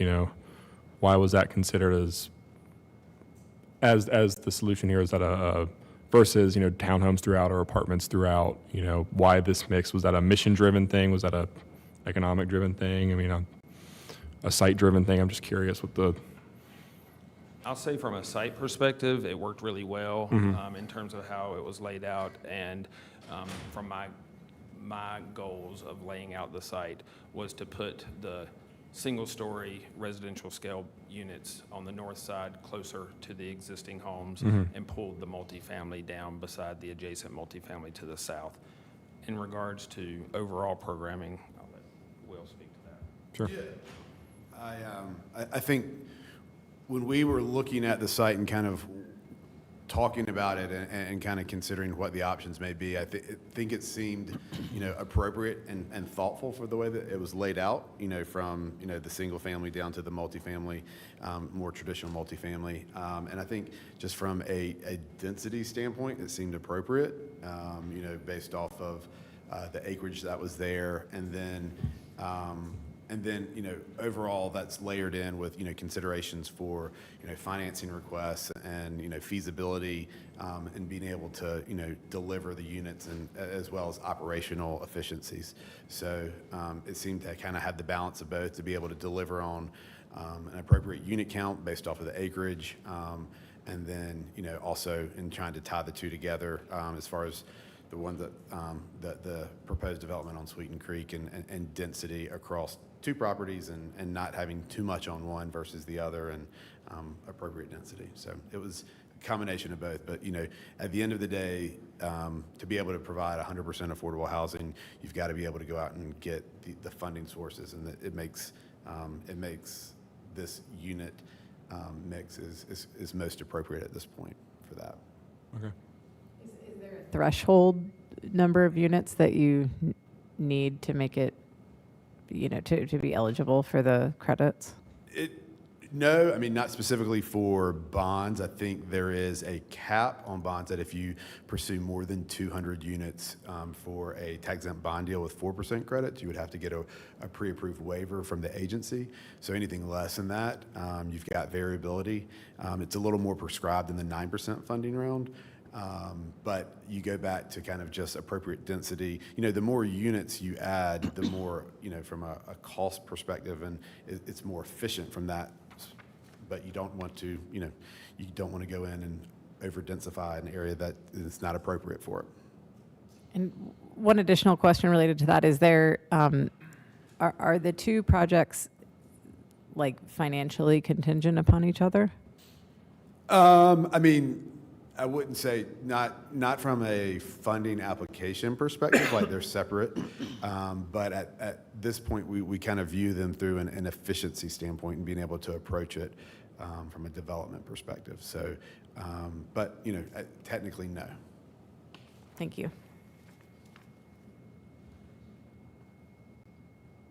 There are a lot of other people that are going to want to talk behind me, but I'm happy to answer any more questions. Any further questions or comments for the I'll be applicant here at this time? so I can answer afterwards as well. So I'm not going anywhere. I have a question for staff, if that's okay. Sure. Okay. Since we, on Caribou Road, since we don't currently have there isn't a current plan for a sidewalk development, if future plan was created for that, given that this is a traditional neighborhood, what would like a sidewalk route like that look like? would, in terms of like specifications for like width and things Sorry, like that. can you repeat the question, please? So like, yeah, what would a future sidewalk look like on Caribou potentially? Right, yeah, the type of specifications, just so that like if this, I think on a roadway like that, it would be our standard SSDM requirements, which is different than the residential expansion zoning requirements of 10 feet. So it would typically be 5 feet wide with Probably an would be 8 foot okay. wide sidewalk or planting strip.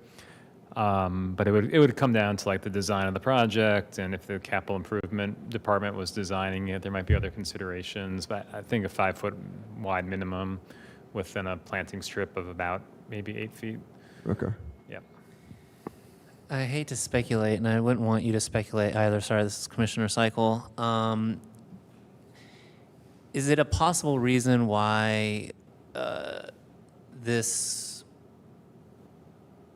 area is not in the CIP, the capital improvement plan for sidewalks? Is the reduced right-of-way width? I mean, it doesn't look like there's much room as far as right-of-way. And I would imagine that the city of Asheville would have to acquire right-of-way in order to put sidewalk in on this road. That would be a major consideration, I think, if any project is acquiring the land to build the sidewalk on. I don't know if it's been investigated or studied as being feasible. That is certainly a challenge, is the existing lack of right-of-way to put a sidewalk in today. But I'm not sure of like if it's been evaluated, if there's numbers out there and feasibility and priority, since we need sidewalk all over the city. It's a process to work through that. So it is hard to say, but I do agree that the lack of right-of-way in that area makes the project challenging and potentially costly to do. Does staff know how far out the capital improvement plan looks? Because I know it's not on there now, but is there a window? I don't know That's off the top of my standard. head. Is it 5 or 10 years? I'm not sure. We can find out for sure. See if I can find it real quick, but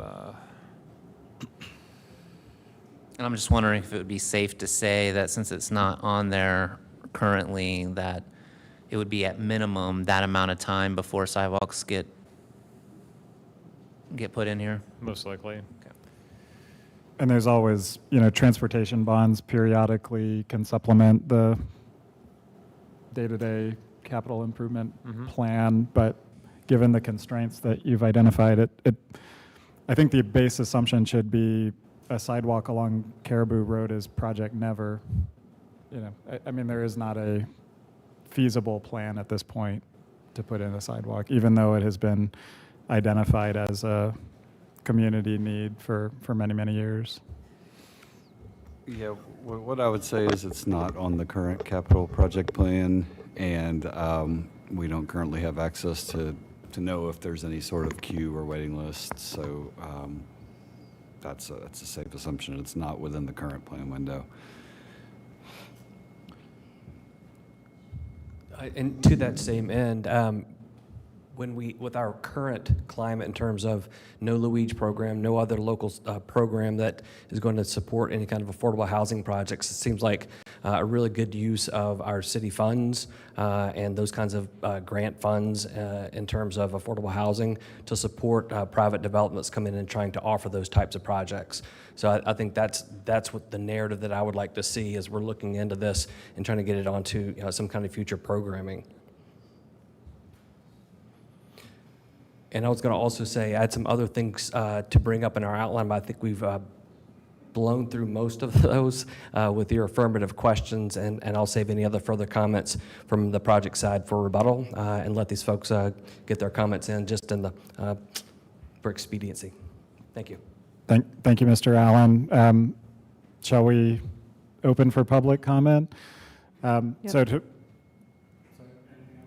No, yes. Okay, I'm in great. agreement. So as I mentioned earlier, I'll go through the sign-up list at the end of people who have signed up and indicated a desire to speak during public comment, I'll leave it open for anybody who wasn't on the list to come up. Please be mindful of repetitive comments. You know, it will get very lengthy if we hear the same comments over and over. We're really eager to hear your insight as neighbors and community members, but let's try to keep the comments specific to your experience and your concern or lack of concern, as the case may be. I'll also mention, I do have the public comment sign-up sheet. I noticed 2 people signed up for the 35 Pond Road item, and we did continue that item, so I want to make sure if somebody is still here for 35 Pond Road, that item has been continued to a future meeting, so if you'd like to, you may leave, and my apologies if you stayed through the meeting this long. With that, we will open for public comment at 6:46. The first person signed up on the list is Michael Boss, or Bossy. And then just a reminder that public comment for individuals will be limited to 3 minutes, so I'll be keeping time. And then if you're here to represent a group of 3 or more people, we just need to know who you're representing, and you can have 10 minutes total. And to that end, for people that are being represented, they surrender their time to the speaker on their behalf, and please identify yourself if you are ceding your time to the spokesperson of your group. Thank you, and please introduce yourself into the mic before you begin. Michael Bozes. I live on Imperial Court, which is in the area impacted by the proposed development, and just thank you for taking comments today. I think it's worth looking at every square inch of the city for affordable housing, first of all. It's very important, and I really appreciate the developers' efforts to look at this piece of land, and they didn't have a lot to work with. When you look at this, even if you were putting this on Hendersonville with a stoplight or on any 4-lane, you would say, do I want to be one of 175 people there who are trying to get out of that little tiny space in the morning? What's the level of frustration going to be of how long it takes me to get out? What does it take me to get in? What am I going to be feeling like when I finally do get through that? And then you take that and you put it on Caribou, which is the most important way that these people will get to either Hendersonville or to Sweeten Creek, which they have to do to get to work. They're going to hit that already annoyed because of the way this is designed. And the first thing you would say is, well, why there's not another exit? Even if it was on Hendersonville, you'd ask yourself that. And my question at the first meeting was, why don't we just go on to Sweeten Creek, which would make perfect sense? And the answer, which I understand and I don't argue with because I don't know, was it's a non-starter because there's a railroad there. So I accept that. But it's also a non-starter because we're tired of hearing that people are getting killed as pedestrians. My wife came home from a class last year early. What happened? Well, the instructor's wife was hit and killed in her neighborhood as a pedestrian. And if this building didn't house 200 people, and it was a non-starter to make the building bigger, the city wouldn't say, well, let's put balconies up and just put more people in there, and when they try to exit, maybe somebody will get killed. So when I look at this, I say, what is the only thing that can really stand against our need for affordable housing? And that's responsible, safe development of the infrastructure. I will say, I'm almost out of time, but I'll say that this is a mile of Caribou, Booker, West Chapel. It's not just one area, it's a mile, and we've measured it, my wife and I, with a tape measure. It's 14 to 18 feet. That doesn't include the encroachments that come from the things that are along the side or cars parked. So it's just untenable in my opinion, and I thank you. Thank you. Next up, we have Norma Baines. I'm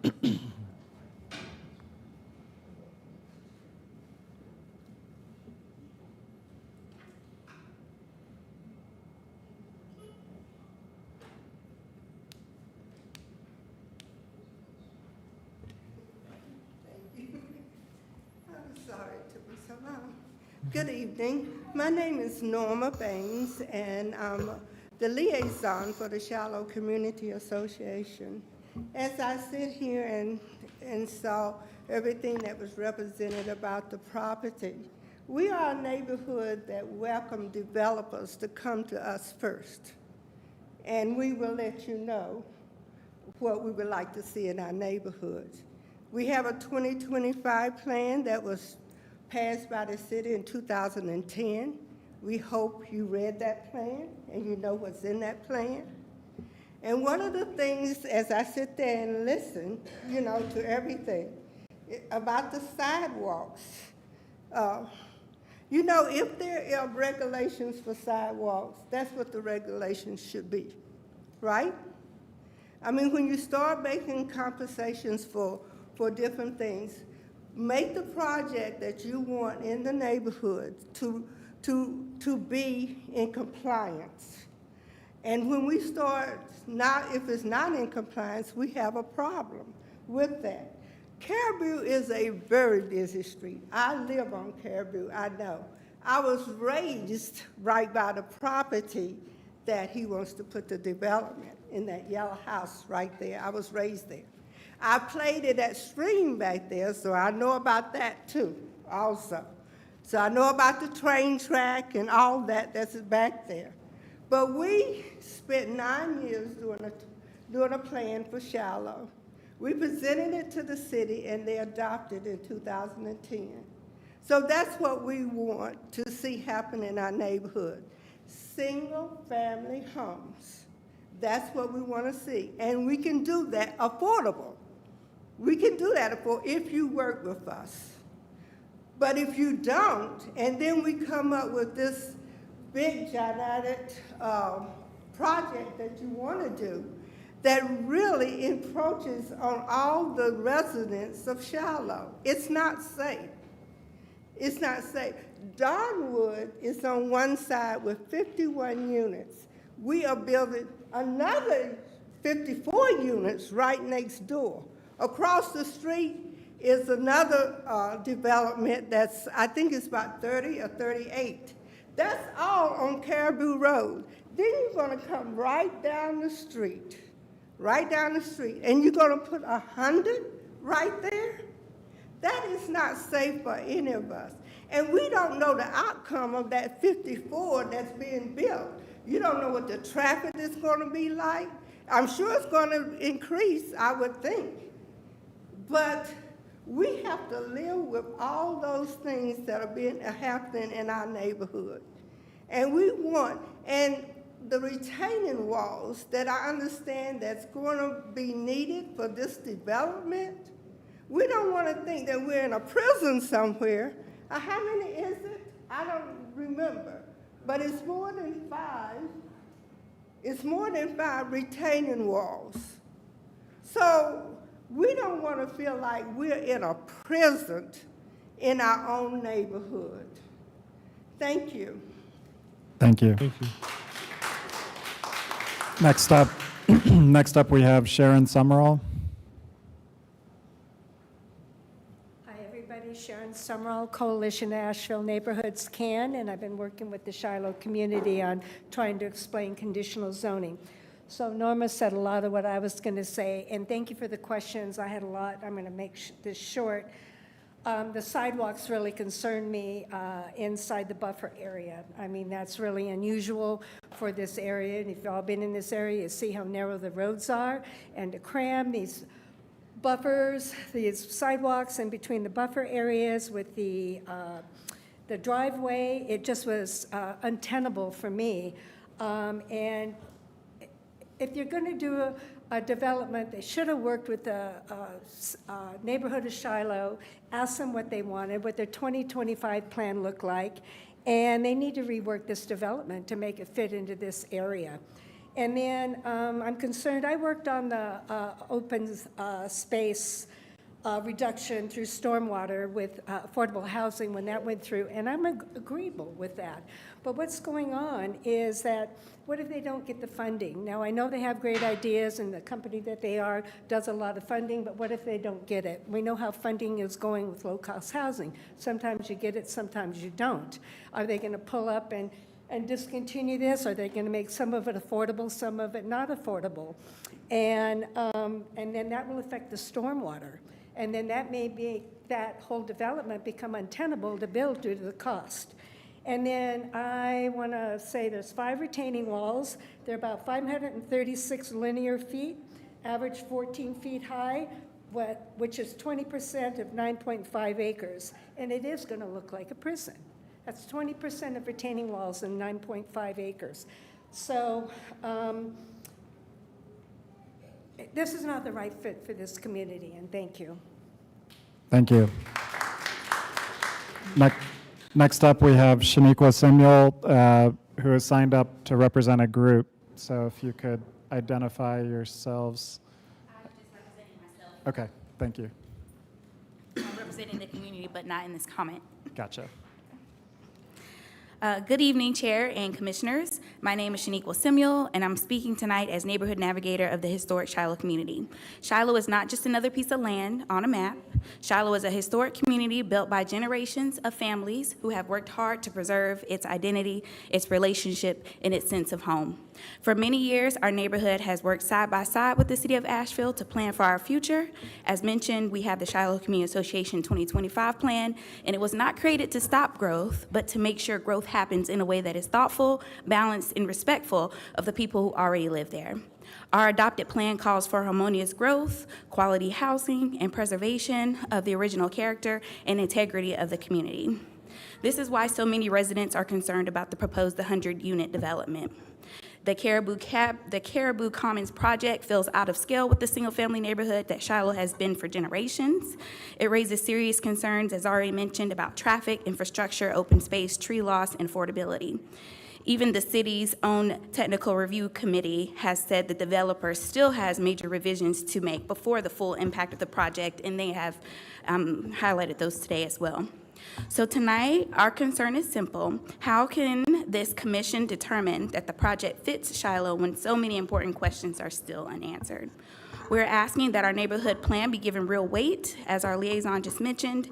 We're asking that the history of the community be respected, and we're asking that growth in Shiloh be shaped with us, not simply placed on top of us. Development should strengthen a community, not overwhelm it. We are not asking the city to ignore growth or affordable housing. We're asking that the city honor the vision that Shiloh residents and Asheville leaders already created together, a vision that says this neighborhood legacy matters and that change should happen in partnership with the people who call this place home. Thank you. Thank you. We have Scott Duncan. Is there a way for this to be projected before my time starts, please? Yeah, if you put it under that. Yeah. Elmo? Is that the right direction? We won't start the clock until the tech gets sorted out.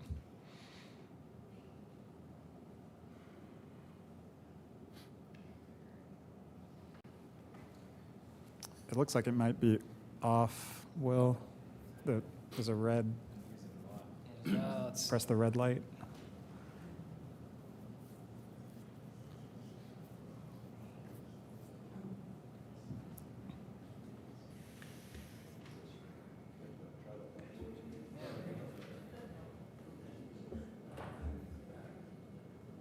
There's a little glare, but I don't know how to avoid that.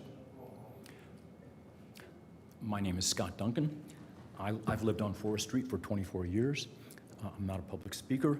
I've been holding my hand up to my ear, but I do audio video work, and my hearing is pretty good. But because the room has air conditioning, it's a little boomy, it's hard to understand the treble sounds. I want to acknowledge several things first. One, the rights of the property owner to use and dispose of and whatever he wants with the property, it's his. I want to acknowledge the efforts of the design engineers with CDC and Penrose. Anything I say, I have no disrespect towards anyone at them, and planning and zoning as well. I acknowledge the need for affordable housing. I believe in that. Part of the reason I'm living in the end of Forest Street is because it's affordable housing. It was a small house, I could afford it. I believe in that. I don't believe in encouraging sprawl. I've been to Atlanta. I don't want to see Asheville going that route. I want to acknowledge that I don't know anything about the finances. I did hear at one point that there is a 20-year guarantee with Penrose, but I don't know anything about that. And I repeat that I don't intend anything to be disrespectful to anyone. I had several disappointments with this process. One, for example, a notice of the pre-application meeting was put at the end of Forest Street and the end of Ardmore. There's only one or two people that go to the end of Forest Street and the end of Ardmore. I was disappointed with the distance that was created, where there's a 400-foot distance for notices to go out to people. And anyone on the entire length of Forest Street, the entire length of Caribou, and some adjoining streets will be impacted by the traffic. So it's not really providing enough information to enough people to attend the pre-application meetings.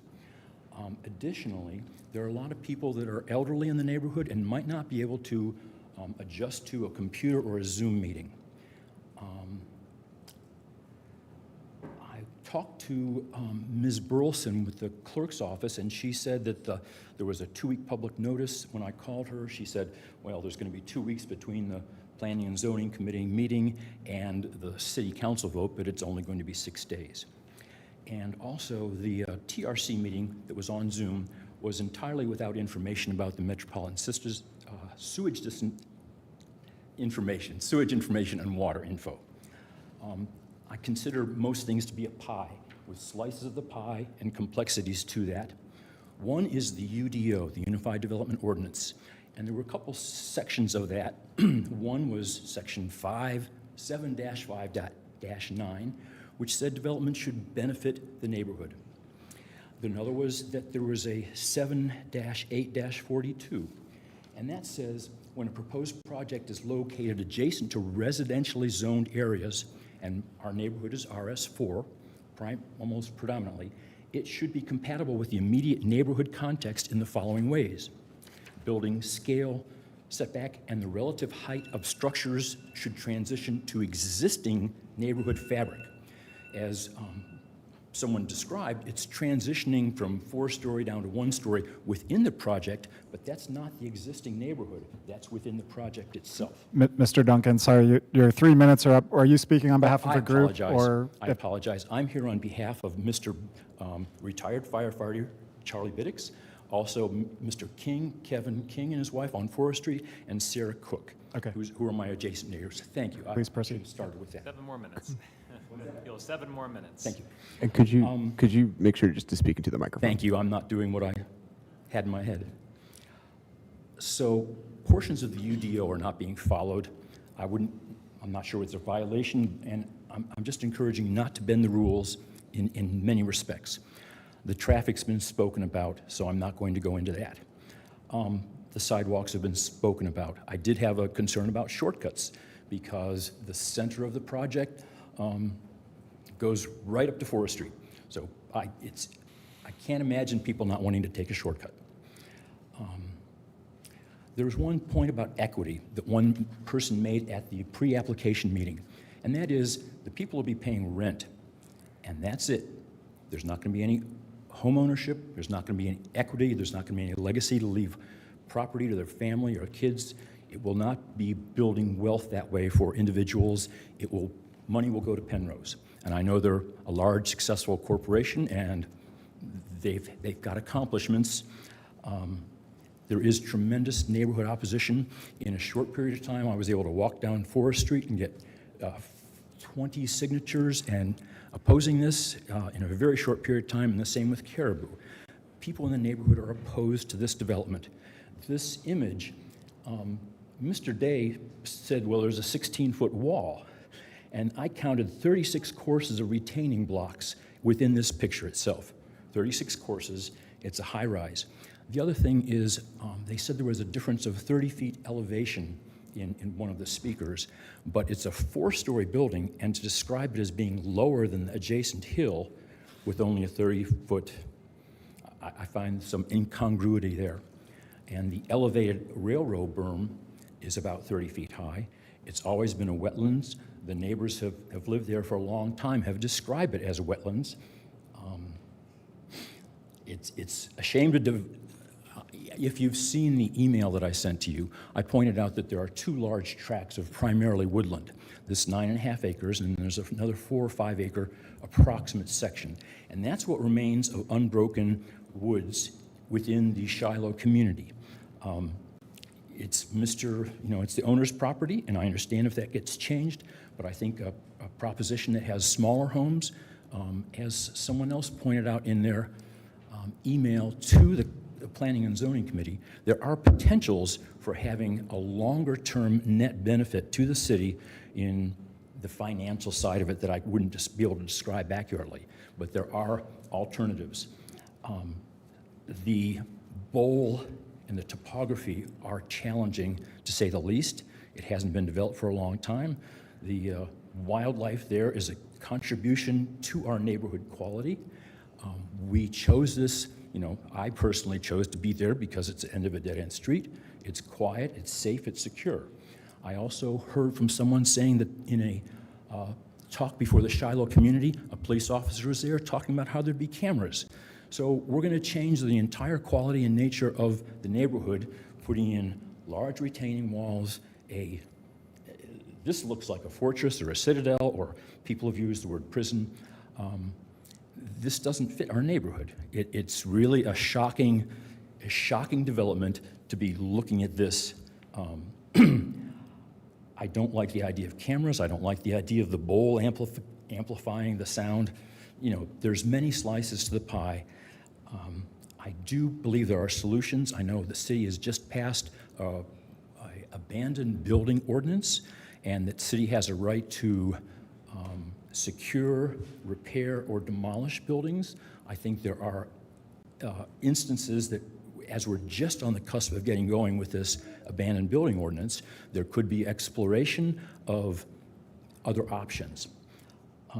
Placing a high-density high-rise or multi-unit low-income housing, I don't have as much difficulty with that for the one on Sweeten Creek. That has a 5-lane road right there and access. It's not at all the same. I've really enjoyed seeing dog walkers, people with strollers. I met Amy and Winston. I met Ian with his baby. They're just walking around. My next-door neighbor goes around with her 13-year-old dog. There's a lot of neighborhood coziness and friendliness and quiet and safety to it. And people don't go, we're adding the 62, or the Laurelwood said it was 62 units in their website. And they also said, well, the people living there can enjoy the natural habitat, but they've taken out a good bit of that natural area because of their addition. And if these 9.5 acres are turned to impervious surfaces, there's not going to be as much wildlife, very, very little compared to previously.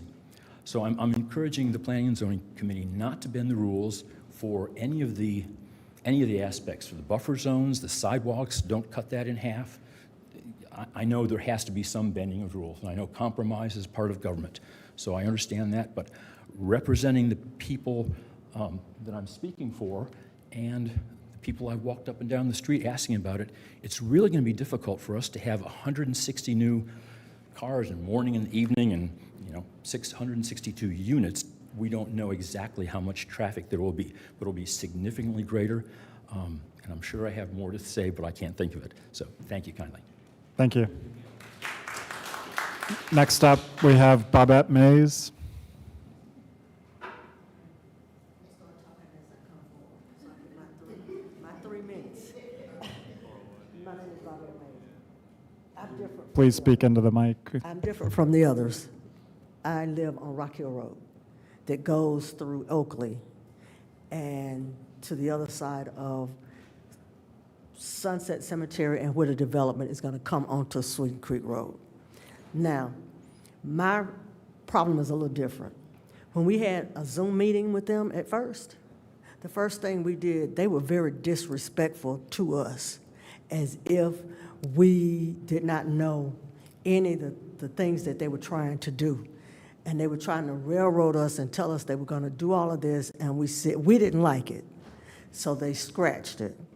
So they came back with another plan, and the second plan was supposed to be houses that look like our community. Because if you understand, on Rock Hill Road, it's just houses. It's people that have been there for generations. It's not a big complex. Even if you go down Busby, there are some houses that look just like the homes that we have. So whenever people start to tell us what they're gonna do, it's hard for us to trust them when they change the rules, and that's what happened. So I asked you, how would you feel if someone told you an untruth, and they talked to you like you didn't know anything, and it was offensive to us? We did express that to them. So the second time they came around, the plan they had the second time, we liked the plan, because it was homes, and the way they had them designed, because of the traffic. If you realize now, the traffic on Rock Hill Road between Oakley going on to Hendersonville Road, I live on a side street. You don't even want to go out your house to go down that side street. There was an incident where there was a man that was coming around a curve too fast, and he flipped into somebody's driveway. And the man said if it had been an hour earlier, it would have killed his wife and child. That's how bad the traffic is coming around in that area. So what I ask is that I know that Caribou Road is different, but it doesn't look like our neighborhood. And for people to say that you're gonna work with us, that's an untruth. The people you employ will not be like us, will not be from our community. They're not gonna engage with our community. They're gonna set up what they're gonna set up, and then they're gonna turn around and do exactly what they want to do, because first of all, we know it's about the money. It was more money doing apartments than it would be to do single homes. Even if they did townhouses, that would even look better than what they're trying to put up in our neighborhood. Traffic on Caribou Road, people in the afternoon, they come through Caribou Road fast. They don't see the stop signs. They just, if you ever travel that way, you would know. So I asked you, if all of this was coming to your neighborhood, right next to your house, how would you feel? Would you feel like, okay, I'm gonna stay here, or am I gonna sell it? How am I gonna do it with my kids? I can't ride my bike. Can I have one more second? Because I had to think. One more second? One more second. 2 seconds. Okay. So what I ask is that for a continuous, this should not even go to the city council. This is something that I want you all to really sit back and think about. We know that development is going to happen, but how you change our neighborhoods, how you change what it looks like. We were a neighborhood that we knew our neighbors. We won't know these neighbors renting. We won't know these people coming. They'll come in and out. Everybody has 2 cars at least. So traffic is going to be terrible on Caribou Road. And so please think about that, because I know that developers about money, we're about people. Thank you. Thank you. Next up, we have Kevin King. Kevin King? Oh, okay. Yep, thank you. Next we have Emily Scheider.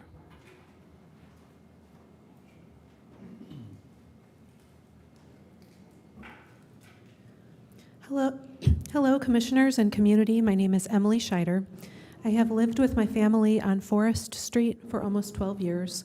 We've had an ongoing problem with cars driving Forest Street at incredibly high speeds.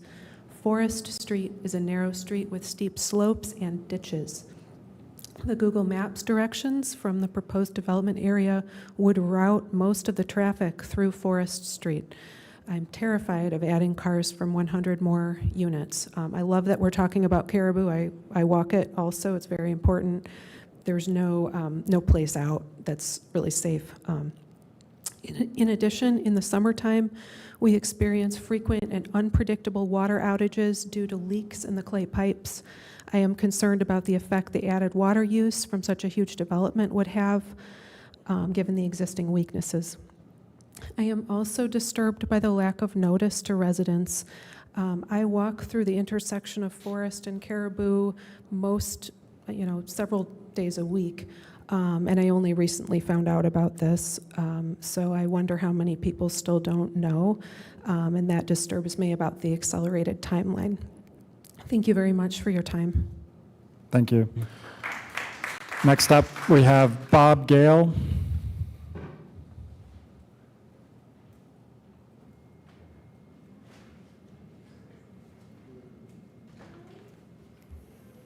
Thank you. I'm setting my own timer so I can see what's going on here. Okay,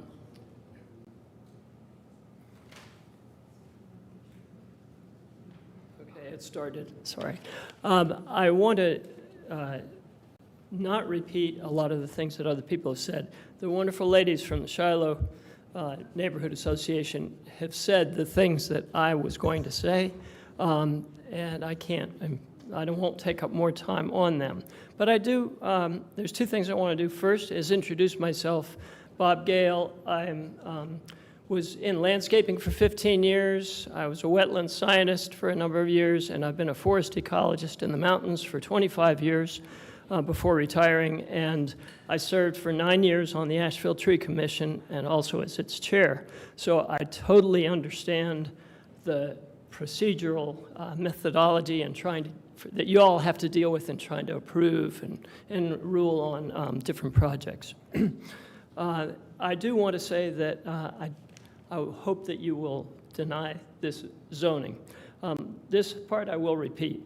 This is a neighborhood of walkers, young families with kids, baby strollers, toddlers, or children of early elementary age, as well as senior citizens who are exercising to stay healthy.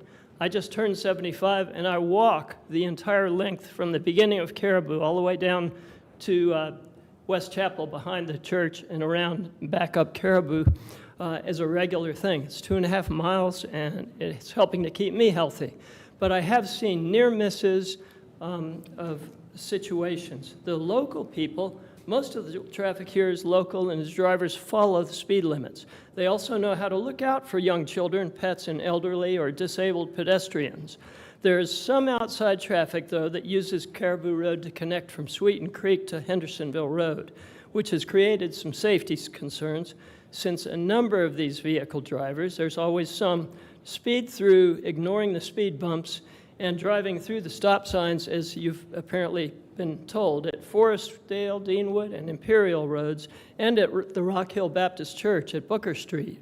And there's an after-school group that has to cross from the church to their parking lot, and it's dangerous if these kids are threatened by more and more traffic coming through. When you take into consideration that the proposed zoning would increase that traffic, forcing it to use the one road that it can enter and exit from, and then you add that to the cumulative impacts to other developments that are happening on Sweeten Creek, I think that's a major concern, especially since probably the development on Sweeten Creek will use the Caribou Road connection to Hendersonville more than getting on the interstate to get to Hendersonville Road, because it's so convenient. So these things really concern me. I also am concerned by the impermeable surfaces, construction surfaces, and the tree canopy loss. 95% of the trees down to 10% protected. I can tell you from landscaping that won't make up for the forest loss and the transpiration value of those trees pumping water out of the ground. Thank you. Which helps control runoff. I guess my time is up. Thank you. So I will stop, but thank you. Please think carefully about this. All right, next up we have Michael Special. Mr. Chair, if we could, we're hitting the overflow room after our next commenter, so if we could start going ahead and saying who's next up after the current. Okay, so next we have Michael Special, and then the following is Jeff Alexander, so if you want to make your way down. Thank you. Hello, Commissioners. My name is Michael Speciale. You've seen me before. I'm here standing in opposition to this conditional zoning request, and I wanted to draw a couple points of attention. There's been a lot of discussion around sidewalks. As many of us know, and some of us don't, Shiloh does have a community plan with the city. And in that plan, it clearly states sidewalks along Caribou Road as well as Rock Hill Road. dating all the way back to 2005. So that kind of gives us a perspective of what's out there. With that said, it also mentions just a couple stats I wanted to just throw out there, which everybody has access to because of the internet. RS4, RS5 zoning is roughly 600 acres of Shiloh. RM8 and RM16 zoning, medium density and high density multifamily, is a combined 39 acres, and we're asking to create 9 more acres. Again, so juxtaposition, over 65% is single family homes. And with that being said, we revert back to legacy neighborhood, and this is a community and neighborhood. I'm fortunate to have purchased my house in this neighborhood. I know many of the neighbors in this room. And what I'm getting at is, I don't know anybody in Appledorn. That's right by my house in 9 Brad Street. And these folks are just going to be transient. They're not going to be part of the neighborhood. Appledorn doesn't come to the neighborhood association. So dropping this in an RS4, RS8 zoning, I mean, it's RS4 here, but we have RS8. The juxtaposition is way off. It doesn't fit. And I'd like to go into transitional area. So that was mentioned. City planner kind of was vague, didn't know what it mean. Attorney gave a very, my opinion, opinionated term towards what it meant in this development. Through my professional career, working in the city, and through my travels, transitional area would be found along Hendersonville Road or Sweeten Creek Road. If you look at the over 40, dissenting opinions that were submitted, not a single one of them is across the road on Sweeten Creek. They're all for this one here. So a transitional area, apartments, townhomes, go on major roads, not a small road like Caribou. Thank you. So next up, we have Jeff Alexander, and then next on the list is Deborah Goyen.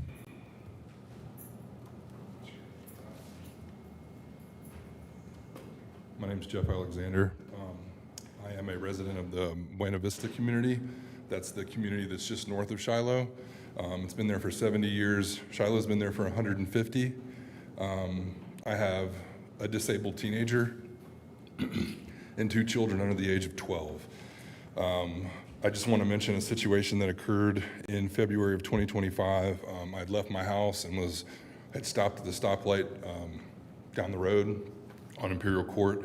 And when I pulled out, I was struck by another vehicle that was traveling double the speed limit with no lights on. That person left the scene, and so that fell on me to take care of the situation. It caused over $6,000 of damage to my vehicle. Another neighbor on, I think it's Deanwood, parked their vehicle on the main road. Her vehicle was struck from behind, and that person fled as well.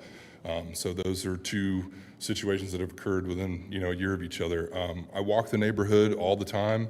I see people speeding profusely, throwing trash out the window, and running the stop signs. I don't know if Mr. Rains will be here today, but he took a video. I don't know if he's submitted that to you guys, but it's constant all day, every day, people running the stop signs, and that's with the existing traffic load that we already have to deal with. Let's see. I also want to mention that in our neighborhood, there are over half dozen to a dozen new families with young children. So the neighborhood that we're in is changing. So there is more younger people moving there, walking with their children. So the increased traffic load from this project could be catastrophic, and I don't think any of us want to see those kind of things happen. Let's see. Everybody's already talked about the other issue there. The other thing I want to say is that this seems to be unprecedented. I don't know the whole history of Asheville, but I've never come across such a large project being dropped in the middle of a community like this. Just like Michael said, there's no access to Hendersonville Road, there's no access to Sweeten Creek Road. The only access to this project would be coming through our neighborhood, through the streets that we live on. Let's see.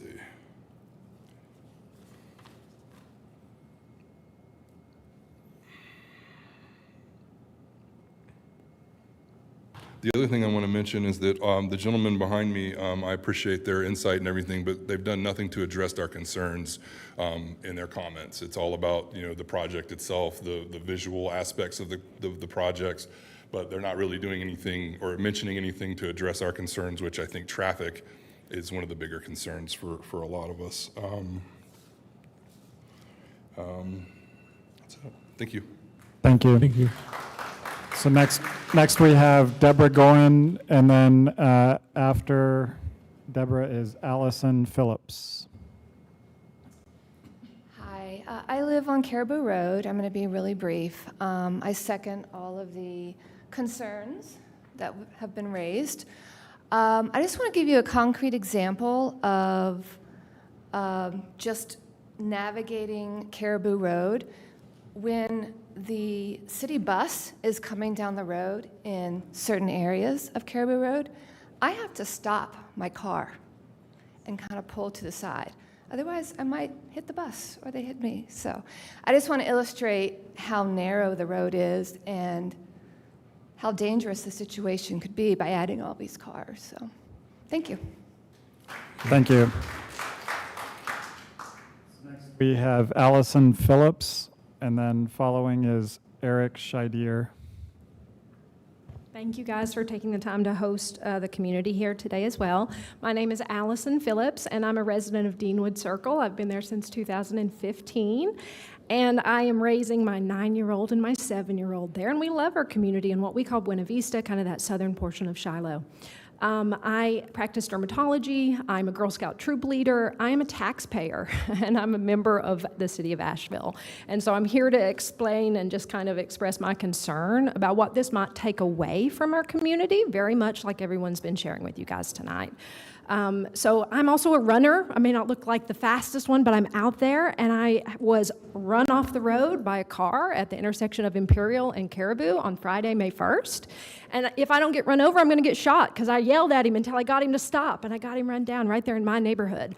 And I'm not against growth, and I think there's reasons for affordable housing. I think there's a spot, though it may not be a great spot, but there's a spot there to put some housing. But this project is too large. This project would have way too much traffic on the road the size of Caribou, and if anybody's going to consider moving forward with something of this size, you have got to do a traffic study. Like we've said, we haven't even seen the impact of those new Laurelwood units.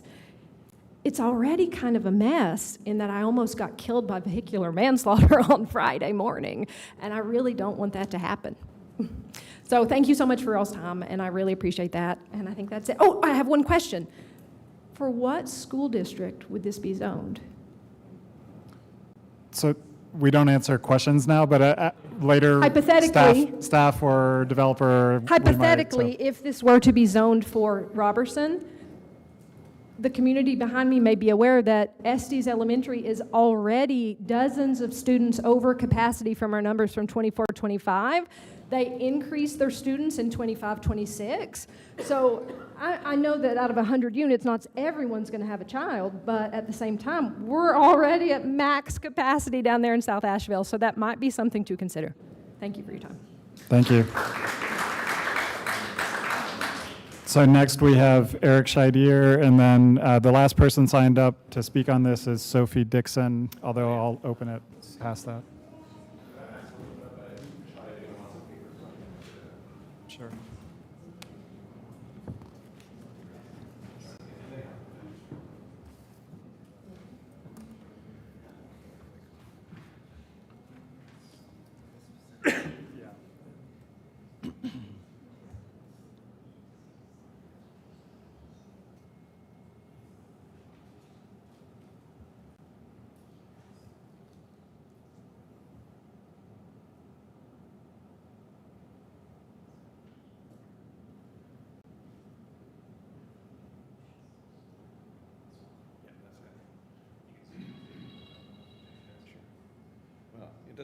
what the actual numbers are. All right, thank you so much. My name is Eric Scheider. I live at 49.5 Forest Street, and I am not going to talk about traffic after this. I'm a newcomer to the residential zoning, conditional zoning. We've been here a few times with commercial development, but this is our first time with residential. This is my first time with residential, and actually I'm surprised that there hasn't been any discussion about the net economic impact or the workforce equity impact in this project. I'm aware for our attorneys in the room that there are developer independent requirements for your committee, but the zoning standards through this conditional zoning would create economic conditions in and of themselves that would have a fairly significant impact on the community, specifically in terms of workforce equity, and just the bottom line for the community in the long run. I've put up some numbers that show a couple of by right scenarios, a couple of alternative incentivized scenarios, and then what this project looks like. And I'm not an economist. It just looks like the worst case possible scenario for the workers and the community as a whole. But it doesn't matter what my numbers are. I don't think the city staff is necessarily required to provide this analysis, and certainly the developer is not required to divulge any of these numbers, but I think this isn't a technical review committee. This is your job to evaluate the community impact of these technical standards, and of these zoning variances, and I don't know how you could possibly vote for a motion establishing the reasonableness of this development, because we don't know who the next developer is. This is locking the community into an ownership model, a rental ownership model for perhaps 100 years, 75 years, well, I guess 100 years if they build it well, and that has a massive economic impact. And it doesn't look like this is a net improvement. So I would just request, not even that you take my numbers either, they're just back of the envelope, but I don't think that the committee can, by right, make a legal motion to support this without that analysis. Thank you. Thank you. Thank you. So last up, we have Sophie Dixon.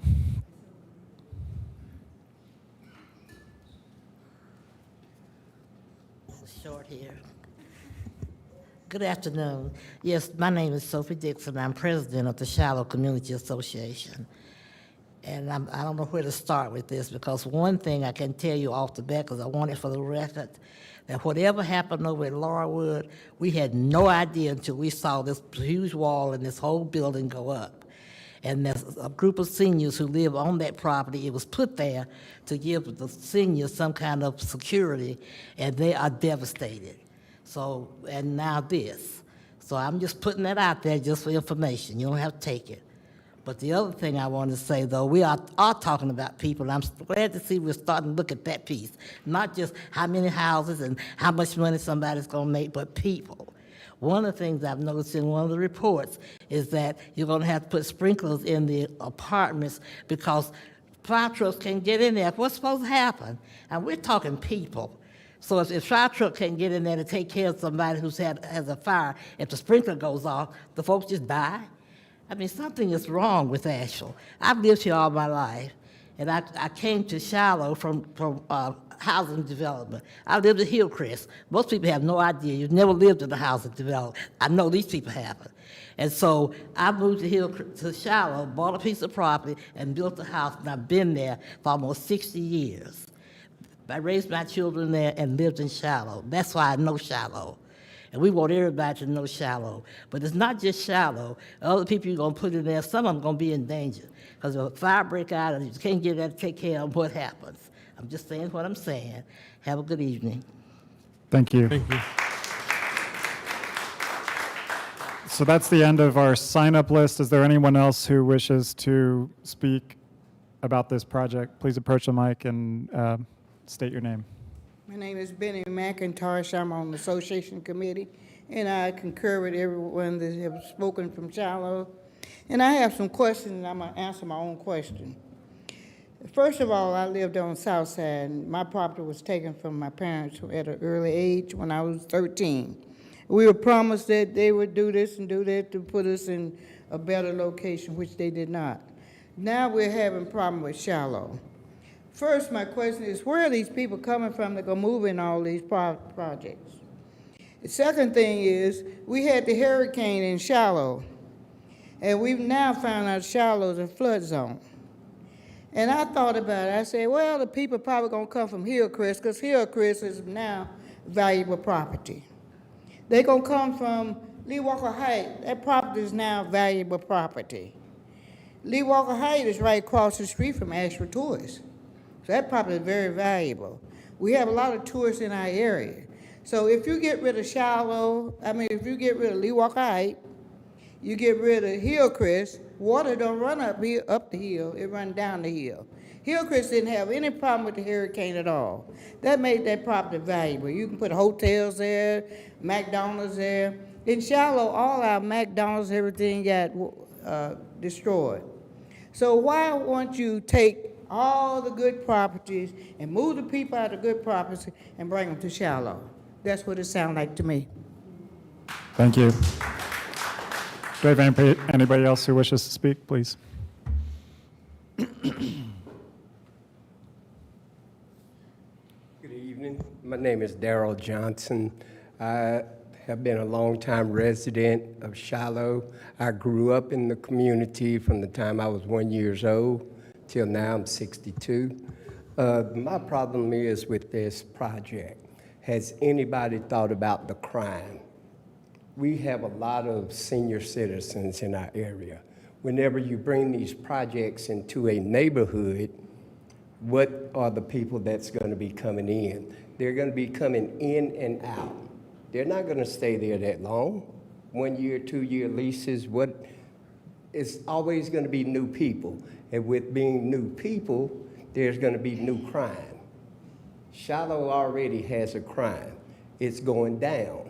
But once you bring in low income or this kind of project into a community, it takes away the safety of our residents.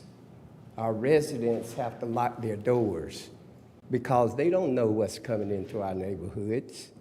This is what's going to be the problem with these apartments and that's going up on Caribou Road and Sweeten Creek Road. It's the safety of the community that nobody is talking about. And that's my problem. Thank you. Does anybody else wish to provide public comment? Seeing none, I will close the public comment at 7:37. Before we go into deliberations, just checking in with other commissioners, do we need a recess? Recess? Okay.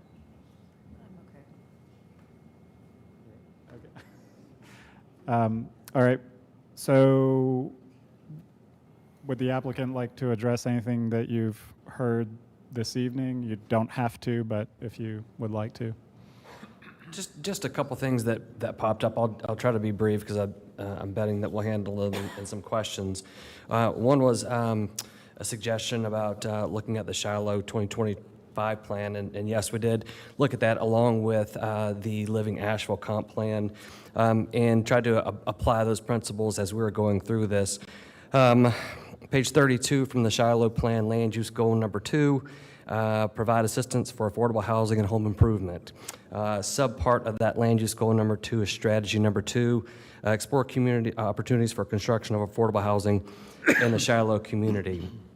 It's still in the Shiloh neighborhood plan or 2025 plan. Community goals, page 23. It talks about health, educational, recreational programs. And that's part of the LIHTC requirements for a project like this in terms of community program and on-site community coordinators. And then the comp plan, the traditional neighborhood piece, talks about having different types of housing types seamlessly located together. And here, that's really what we're trying to do, to provide that transition, not in a transitional neighborhood standpoint, but a transition from the high-density mobile home units on the other side of the railroad tracks, the high-density Laurelwood throughout our project, moving both north and west to transition seamlessly back down to single-family detached dwellings, while providing affordable housing for new neighbors. And that's the thing that we often miss is that new neighbor piece, because those are the people not here. They're not signing up because they're not there yet. But this is the kind of neighborhood that makes some sense for those folks to go. I did want Mr. Day to address this height issue, because I think that's an important piece to understand, specifically as it relates to the retaining walls. These aren't retaining walls that are above the ground, they're below. And Chris, can you come address that, please?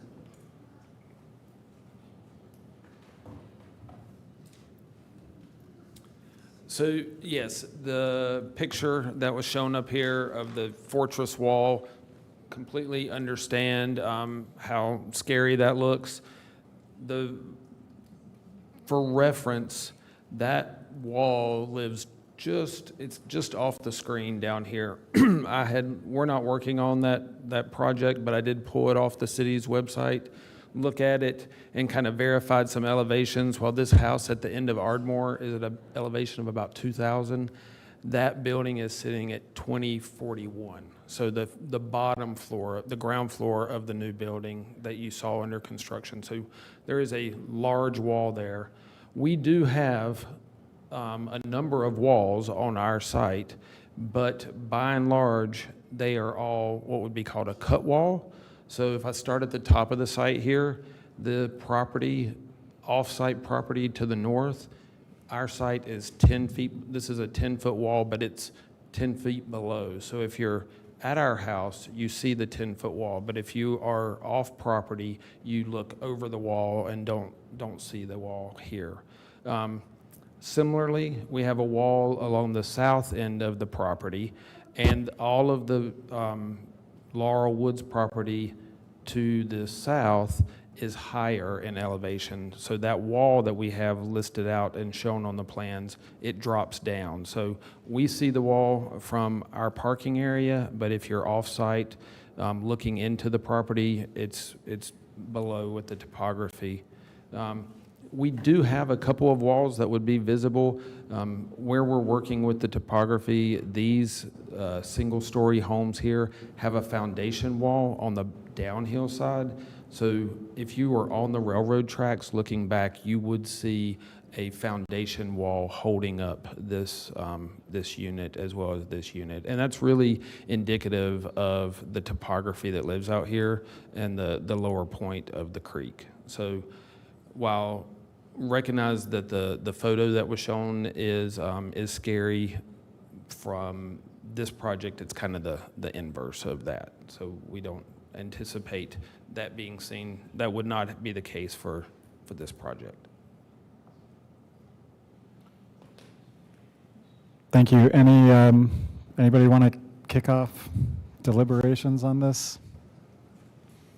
Any remaining questions or concerns, questions of staff or feedback based on the public comment that we received?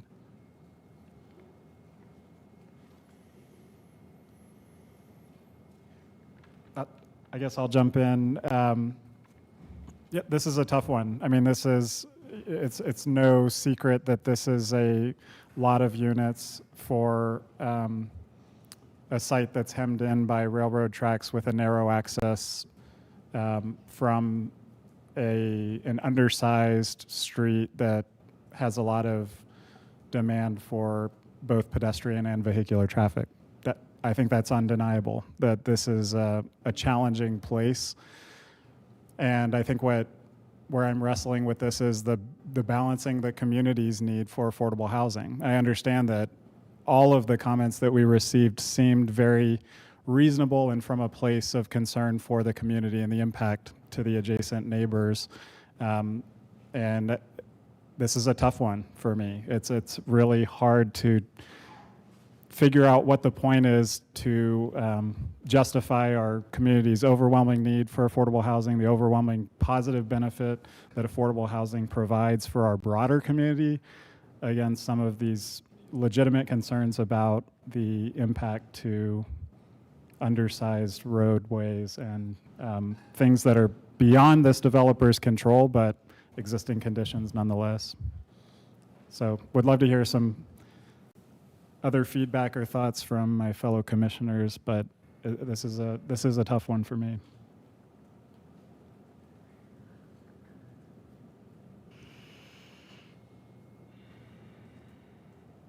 Okay, I guess I have to go.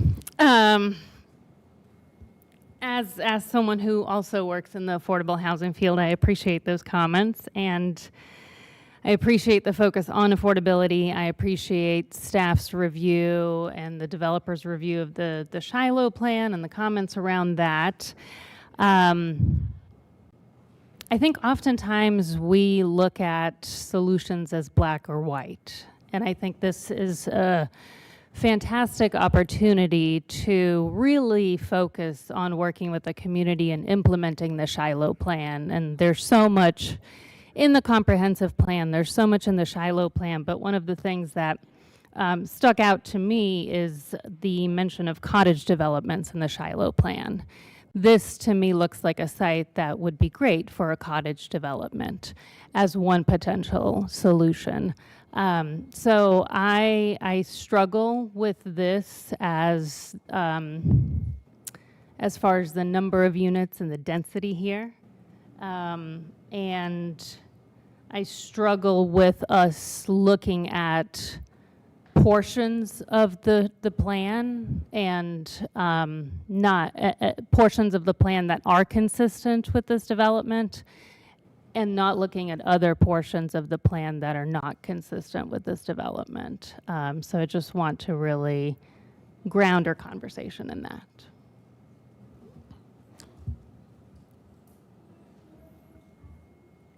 Kind of continuing with that line of thought, one of the things that I'm also struggling with is that, again, there's a great need for affordable housing in this neighborhood and in the city writ large. I am sympathetic to the fact that the way that this city regulates density is based on, if you were an RS4, I think the minimum square footage is 8,000 square feet. And if you are RS8 or RM8 or RM16, you need significantly less square footage. I think it's somewhere around 4,000 square feet. Well, not for all of this. But we would be taking a plot of land that is designated currently for a lower density, and then in a neighborhood that is overwhelmingly, or disproportionately so in comparison to other neighborhoods in the city that have broadly more lower density zonings. And this one, in general, there would be areas in RM16 or in RM8 or in RS8 that to me feel like they would have better opportunities for a higher density project like of this nature. And so that's something I'm struggling with.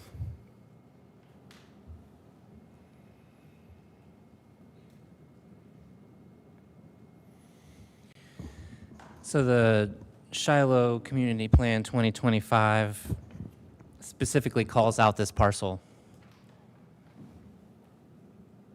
Working with the City of Asheville Planning Department states that this property could provide single-family resident infill consistent with surrounding development. I think in light of where the city is going right now and its focus on anti-displacement and development and the project that they're working on right now and working with LNC, I think it's incumbent upon us to respect the plans that we have put in place that have been adopted by the City of Asheville and respect those plans. And I do think that there are some areas of the plan that have been called out that maybe this is consistent with. But at first glance, when I looked at this plan, if you look at it from an aerial and you don't know anything about this area, yeah, okay, it looks close to Sweeten Creek. And transitional areas close to highways, high thoroughfare areas makes a lot of sense, which is why no one here is in opposition to the other project. But when you really get into the nitty-gritty of this neighborhood, it is tucked into the back of this neighborhood. Like, you have to go through it to get to it. And you're going through a bunch of single-family residence homes to get to an area where this 24-foot wide new city road or new road is kind of looks like it's punched right between two single-family houses that could be another single-family lot. And so that's just kind of where I'm leaning. I get the difficulty of this project. We desperately need affordable housing. I think Shiloh needs affordable ownership.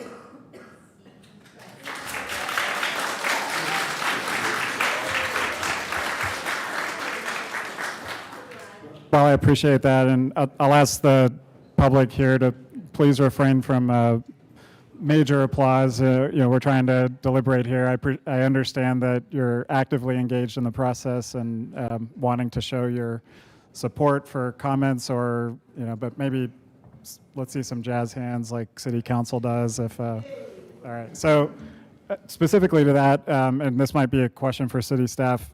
The question of rental versus ownership is not really something that the UDO or land use regulation has any ability to regulate. So while I appreciate the sentiment, I don't know that that is something that we can weigh in our recommendation, right? Fair Housing Act prohibits the consideration of that when making land use decisions as well. So we don't. It's an important thing to present on when we know that information, but it's not a consideration for these types of legislative items. Thank you. But to the rest of the comments that you made, Vice Chair, I totally agree, and I think our task here is to make a recommendation on whether something is reasonable in the public interest and consistent with the city's comprehensive plan, and as we've kind of mentioned, other adopted plans. I think no question, affordable housing in the public interest. Is it reasonable? That's hard to say. It's the consistency with the adopted plans I think we're wrestling with and trying to weigh and balance. And there is clear guidance in the Shiloh Community Plan on this property. You're right. And I think the only way to, in my mind, to see consistency is on the notion of transitional nature or transitional area. And as presented by the applicant's representative, it's transitional because we're going from lower density townhomes on the northern portion of the property to higher density buildings on the southern portion of the property. To me, that's not exactly what is described as transitional area in the Shiloh Community Plan. So I think it is really, this is put in the heart of Shiloh on a property that has limited access points. I'd love to see a way to improve this project, but I also fear that there's still going to be incompatibility and inconsistency. So I'm just sort of wondering where we're going to land on this one.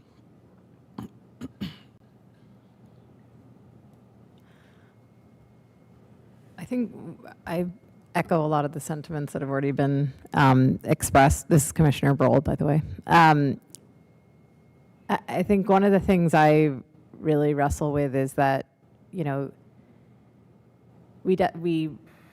affordable housing is a huge need here, and with the amount of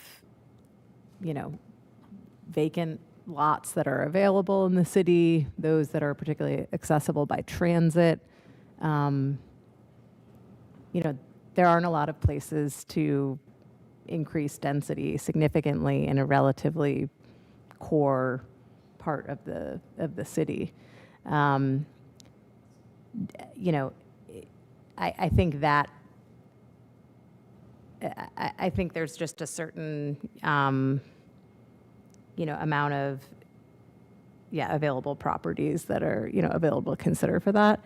At the same time, I think there's a lot of densification that has already occurred in this community, and there's also, explicit reference in the adopted plan that this is an area that,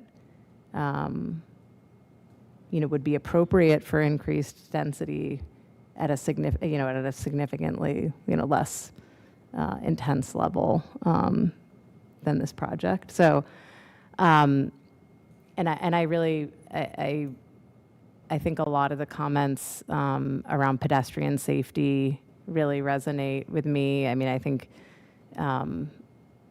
there's a lot of streets in Asheville that are like this, that are, don't have sidewalks, that are pretty narrow. I think we've all, had a lot of, can know what that's like, whether we live in this community or not. And it, I think that is a very significant concern not to be, overlooked, especially if this has been, identified from way back in 2005, I think it was, that it was put into the city's pedestrian plan to add sidewalks to the street, and it still hasn't occurred, and there's still no line of sight to additional funding for that. I think, I guess I say all that to say I'm wrestling with all of these things, and I think that there is a very significant need for affordable housing, and there's only so many places that we can do it. At the same time,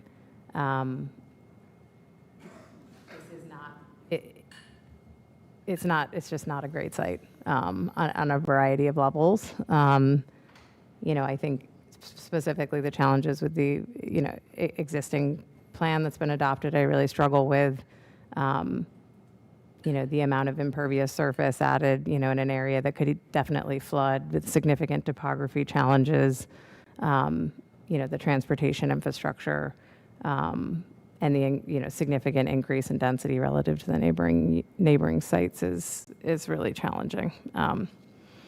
So, yeah, I guess I'll leave it at that. I appreciate those thoughts, Commissioner Broll, and I feel like for me, if this, oftentimes when we don't have enough density and we don't have enough people demanding, placing a demand on infrastructure, that's when the infrastructure doesn't get improved. If this development were to catalyze a Caribou sidewalk project by the city, I think there might be a different conversation, but it's unlikely that there's not going to be a direct through line between 100 new residents on this site and building the sufficient pedestrian infrastructure in the community. And that's unfortunate. So it is not incumbent on the developer to provide that project. That is a city infrastructure project. But that's, I think, the reality is, for me, if this could provide benefit back to the neighborhood in the way of enhanced pedestrian facilities, a better roadway, this seems like it would have a clearer compatibility. But I'm not seeing it just with the significant benefit that affordable housing provides. There's some significant pedestrian infrastructure need that's being unmet.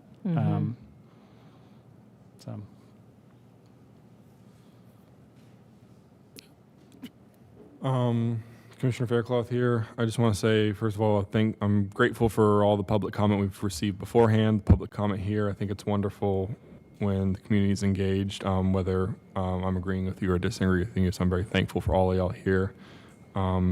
Wrestling with this one too, where I'm landing right now to my fellow commissioners is, there is a need for affordable housing, and I don't live in the Shiloh community. I live south of here, closer to the city-county line, and we've taken a lot of that development in our area as well. I feel like that needs to be spread out between all neighborhoods. So, I'm wrestling with this too, but I do feel the strong need for continued increase of affordable housing, and because there's a cost of living problem going on here too. That's just where I stand.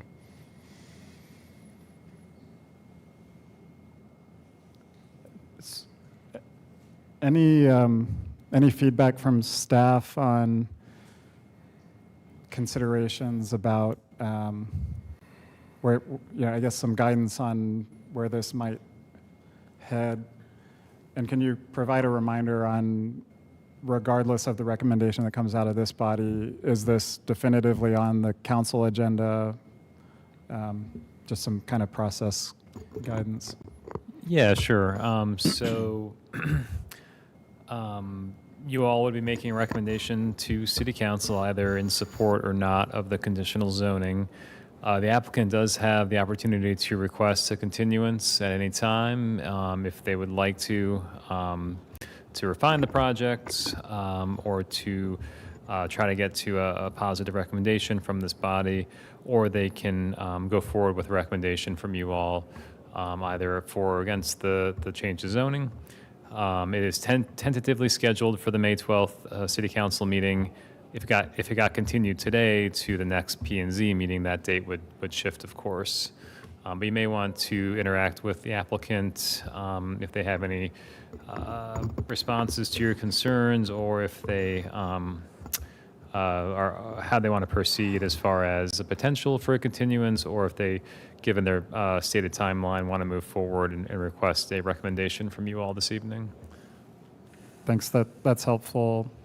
And I think, based on some of the public comment and also applicant representative comment, conditional zonings are a process where there's never a by right. The reason it is a conditional zoning is because it is a negotiation process with the applicant. There's always the ability to identify unique aspects of a specific site that need to be addressed in the conditions attached to it. The affordability is one of the project conditions that the applicant has agreed to, and so regardless of whether this applicant is successful with the project, that condition prevails into a successor developer who may take it over. The approval or the review by council is for a specific plan. So that's the nature of conditional zonings. That's why there's a request for technical modifications. It's because of the process of doing conditional zonings. And some of the requirements of the residential expansion district, which is a district that is selected for conditional zonings, the sidewalk width of 10 feet is always, I shouldn't say always, but almost always a technical modification, because it's really put in there not necessarily with the expectation that 10-foot sidewalks get built, but to just represent that there is a need for significant pedestrian infrastructure for a larger development that would be a conditional zoning. So that's kind of, just some background on process of conditional zonings. And I think what we're hearing a lot of concern with is not necessarily the technical modifications, but more the consistency statements. And when we make a recommendation, it is based on consistency with approved plans. And so even if it meets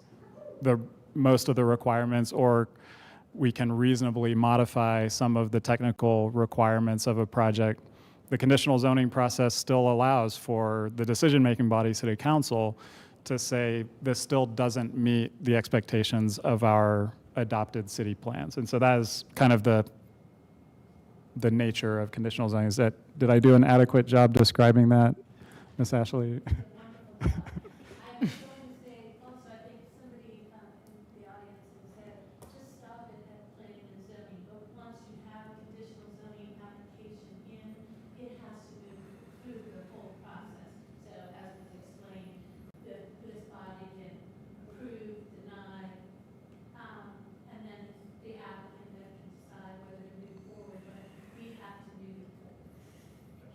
Thank you. Any further comments from the commissioners, or should we invite the applicant to potentially respond if they so choose to some of the things we're concerned or wrestling with? Anything from you all? Applicant, any? Just a couple things. One, given the timeline and the application deadline on the 15th that you know about, I know that your company's doing the same thing and competing for those same funds and eligibility. We can't continue, so we have what we have. One of the other things that I wanted to address are some of the comments that came through. The ownership versus the rental piece. Obviously, the Fair Housing Act doesn't allow us to even consider that through zoning. Suggestions about looking for other sites. As someone who does this and brings you projects almost every month, the amount of sites that folks think are out there just aren't. There aren't green field sites next to RM16s. There aren't RM16 designated sites are there. They've already been developed. Those properties that folks that on social media always talk about that are vacant sites and like, well, the abandoned building is going to allow the city to go build there. That's not happening. That's not even going to happen under the abandoned statute that's coming through. That's not how that's going to work. And so the thing that goes through this is, and I invite you to talk to Will behind me about how this works. I know that Jeffrey already knows this, but getting projects approved and getting funding, getting the capital stack lined up and finding sites for affordable housing for a community who said, hey, development world, this is the kind of housing that we want. We want you to bring us light tech projects. And so when you come in, you have your capital stack ready. Everything has to match up perfectly for that to go through. I mean, everything. And looking for those sites, it's not like there's 100 sites. There's like 10. And we all know them because we've always looked at them. I have files on this project already because we've already looked at those sites, we being the development community. It has to be near shopping, it has to be near education, it has to be have access to highways, has access to jobs. You can't put it out in the middle of nowhere. It has to be in a neighborhood. It has to be all these things. Then it has to be available for sale to a willing, that you can afford it, that the economics are going to work, and that you can actually build on it. And we're in Asheville, and developers that come here from outside of Asheville learn that once, and they learn it a hard way, that everything has rock, everything has elevation, there are retaining walls everywhere. And the folks that are in Asheville that do development understand how hard it is to do, and they don't do a lot of projects. There aren't many developers here that are doing affordable housing projects. And so I'm asking this body to look at that and consider that when we come through with projects like this, and to say, okay, this one's coming through. We've got the one across Sweeten Creek that's also coming through. What are we trying to do? Are we going to be in the game as a community to have these kinds of projects go through? Because this doesn't guarantee that this gets built. This guarantees that this gets to go to the next round. It gets to stay in the game. And the thing that is the fail-safe, and heard some public comments about this earlier, is what we're trying to do with conditional zoning is lock it up so that if there's a development that comes through, whether it's this project or not, it does have that affordable housing commitment at least 80%. Now, this particular project goes all the way down to 20% AMI, and we can give you the application that goes with that, but have it at least be 20 years. And so those are the two things that we know we have, and there are almost zero technical modifications inside of this CZ. That sidewalk width, I mean, we see that on every project just about. The actual affordability that's in the application is 30 years. And so we want to let these projects have a chance to get funded. We as a community, I think we do. We've told the development community, we've told the world that, and this is how we do it. This is just one step along the way. And so we would ask for your vote, and I'll be happy to answer any questions you might have. Appreciate that context, Mr. Allen, and you are right. It is a long and tortured road to get any affordable housing built. It is one of the toughest processes, and in the aftermath of Helene, we have seen a major influx to our community's benefit of developers who are eager and willing to come into our community and help us in the housing recovery space. And in Buncombe County, we had 23 preliminary applications for low-income housing tax credits. That's unheard of, and it's great. We need all the affordable housing we can get. I think the question is, in that rush to identify suitable properties, we know that not all of them are going to get built. Is this what our community want? Does our community want to provide a rubber stamp to all affordable housing developments, knowing that we need that many units and knowing that the process is so tortured? Or do we want to evaluate each site plan based on the approved plans in the surrounding neighborhood and the suitability for the planned use? And I think that's what we're wrestling with here. But I do appreciate, and that is why this is so difficult, is because of the hard path, and that I know very well, the necessity of getting zoning approval to be in the game. So I don't know. We can kind of continue if there's further questions that are unanswered, or if not, I'd love to hear maybe a commissioner with an end game in mind, or a motion on this.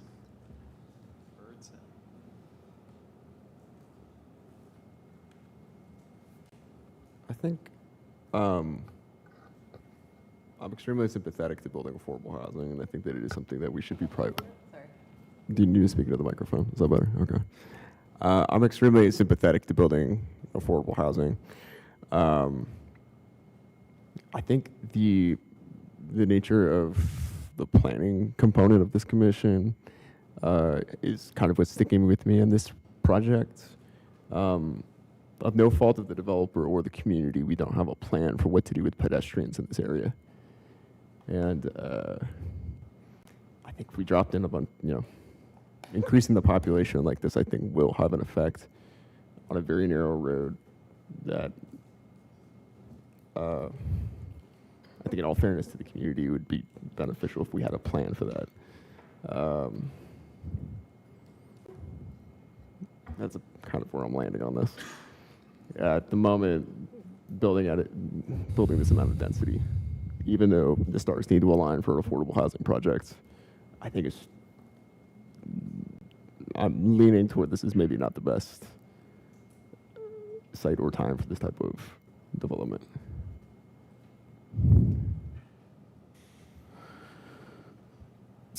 So process-wise, what we have in our staff report is a suggested motion to approve. If we can also provide a suggested motion to deny, and if someone wishes to do that, it needs to have kind of, it's sort of the inverse of the suggested motion to approve. Is there anyone who would like to make a motion either way? Chair, if I could add something that might be relevant here, to try to balance what was just said in terms of staying in the game but not tying something up unnecessarily. If we could add a condition that would make the zoning effective only if the North Carolina Housing Finance Agency awards the project the funds. I don't know if, I guess I'd look to staff on that. It's a little confusing because you need zoning approval in order to apply. So I'm kind of confused. What would be within the conditional zoning, which is about conditions of the project.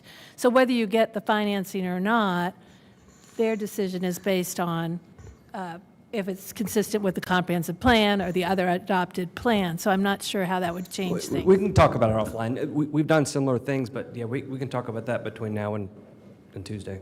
I guess, the alternative is, so there's, the suggested project conditions have a 5-year period where the zoning is valid. We've started to kind of go towards that because it takes so long to get developments done, but, potentially a tighter timeline and a stronger reversion to prior zoning, which I don't know if that's even we literally possible, just did but it where we did this exact condition on down off of Long Shoals, where we actually did the time period as 6 months, but automatically recurring because there's a brownfield agreement that has to go through. So it's kind of that same concern that you don't want to tie it up unnecessarily with a very specific project if it needs to revert back to its original zoning. I guess honestly, I'd probably, for us and to Ms. Ashley's point about, our role is really evaluation of land use, I'd maybe defer any type of condition like that to council for their consideration. Sure. I just want to put that out there, though. Thank you. Yeah.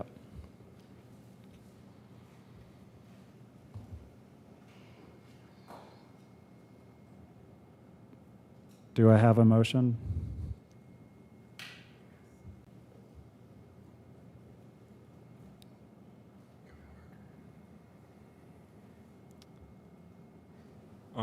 Chair, I'll make a motion.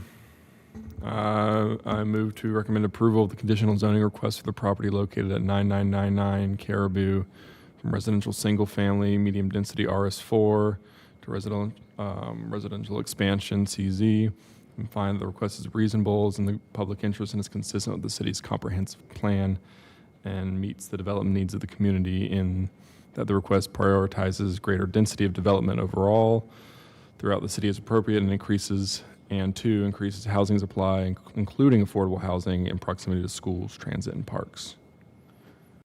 We have a motion to approve. Do we have a second?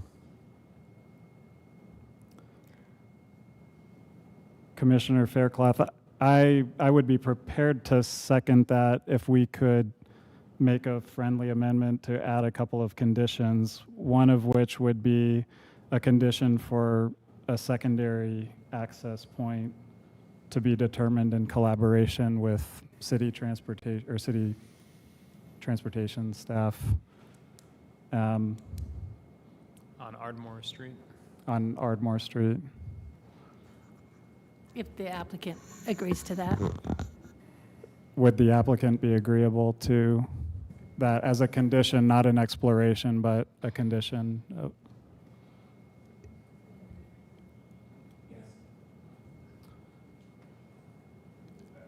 The second condition, which I don't know how to word, would be around pedestrian infrastructure, and that might be more of a recommendation to very strongly suggest that the city work with the applicant and the community to identify the prospect of enhancing adjacent pedestrian facilities. And that, I think, can't be a condition, but is more of a recommendation. So those as friendly amendments to your recommendation to approval, Commissioner Faircloth.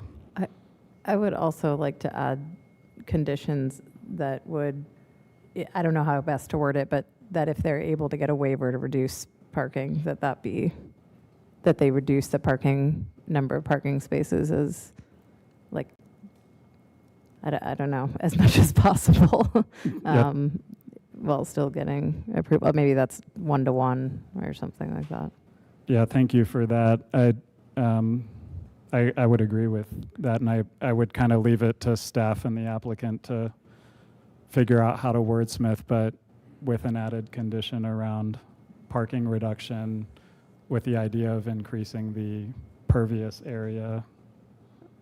And lastly, just that I would like to remove the ability for them to encroach for 1,200 feet on the landscape buffer. I just think that number is incorrect, so I don't want that to be part of the record.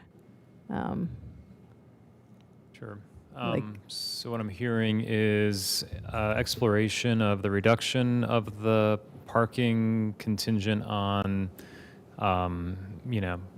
approvals of the waiver from funding agencies.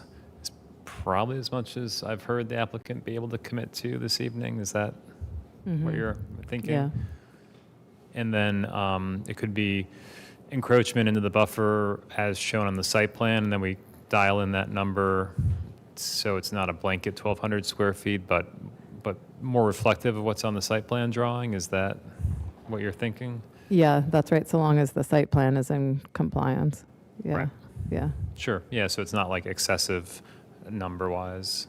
I think that's fair, and we can work with the applicant to hone in that number in the meantime. On the parking reduction, I have the unfortunate knowledge of how this process works, which is, and it is my understanding that the expectation of the Housing Finance Agency is a requirement by the municipality of a lower parking number than the baseline expectation of NCHFA. So I don't know how that gets worded, but if this heads towards council, it would need to be a requirement of the city that this project have whatever is the acceptable lower level.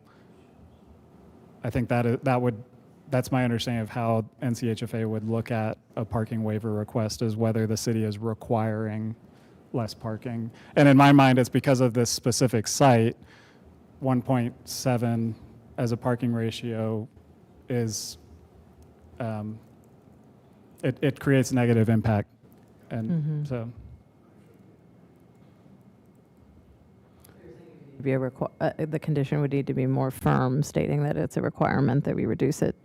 It would, and I don't know tonight if we're able to get there, so it may be from us just a, deferral to staff and the applicant to reach a mutually agreeable amount. I think for me, I agree with you, getting closer to a 1-to-1 ratio Yeah. is the signal that I think we would like to send. Mm-hmm. All right, so we have a motion and a lot of, I just want to clarify that condition. So are you saying the parking reduction to the extent possible is a condition you'd like to see? I mean, it's hard for us to do it on the fly, but that is something the applicant would be willing to do. And you're saying you don't think that should be written in the condition, or it should be improved condition by the time it goes to council? my understanding is it would need to be a condition from the city, not contingent on acceptance of the parking waiver by NCHFA, but it's actually the condition by the city would trigger the parking waiver or would be the consideration of the parking waiver request. And again, I just have the unfortunate knowledge of how they treat these, and I just want to make sure that it's done in a way that positions the project for maximum potential of acceptance by the agency for reduced parking.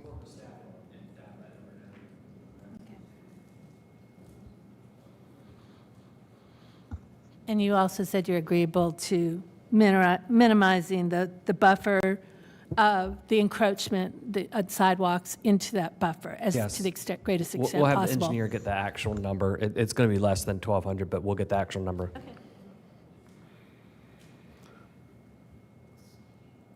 So we had a motion and then the suggestion of conditions to amend the motion, including the reduction of the encroachment on the landscape buffer, the reduction of parking, the Adding Second the access. road, adding the a access second, road. thank you, adding a Pedestrian connection second access point and the for pedestrians, exploration of enhanced pedestrian facilities along Caribou Road with the city. That's a That's a recommendation. Recommendation to Is the explore. Ardmore pedestrian access only? Is that? To be honest, I see like emergency vehicle access as kind of important beyond just pedestrian, but please, if you will, is the applicant amenable to explore more than just pedestrian? We can do that. or- We had it shown as a full access on the original site plan. We can have it as pedestrian only. We can have it as pedestrian and emergency access only, or full access. So Any feedback from Commissioner Faircloth or Brule or others, but full access or pedestrian, I would think pedestrian only. what's that? I would think pedestrian only. Pedestrian only? Okay. Yeah, I don't know that I have the answer. I think a primary importance pedestrian, but in the exploration process, I don't know. I think pedestrian is the most important. okay, pedestrian. We can do that. Pedestrian access.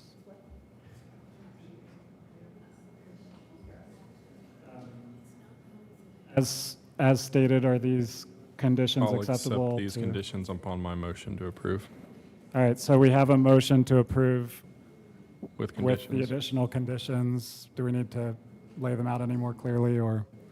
Wasn't clear on the access one. It's pedestrian. Pedestrian. Pedestrian only access to Ardmore. That's where Adding we that. landed on that one. Do we have a second? I'll second. Yeah, that's true. Thank you. And you amended it. Seconded with the amendments accepted to the motion. So we have a motion and a second to approve. All those in favor, please say aye. Aye. Any opposed? Nay. Nay. So So the motion fails for, it's 3 to... It's even. It's even. So the motion fails. The motion fails. So in that case, do we need to follow, or we're just a 3 to 3, when that recommendation will be carried to council? And you have no recommendation. If somebody wants to make an alternate motion to deny, you could do that. It'll probably go it same, could likely yeah. go the same way, but you could do that. Does anybody, just for the meeting record, want to make a motion to deny, or? Well, does it still go to city council as is with a, Either way. with a it will neutral? go with a failed motion to approve.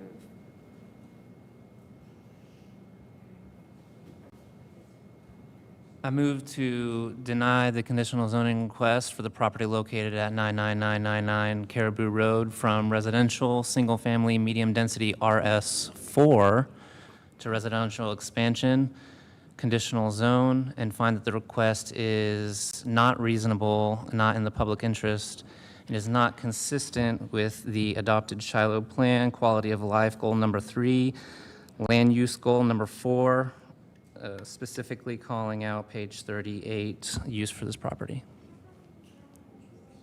Second. So we have a motion to deny and a second. Any further questions before we take a vote? All those in favor of the motion to deny, please say aye. Aye. Aye. All those opposed? Nay.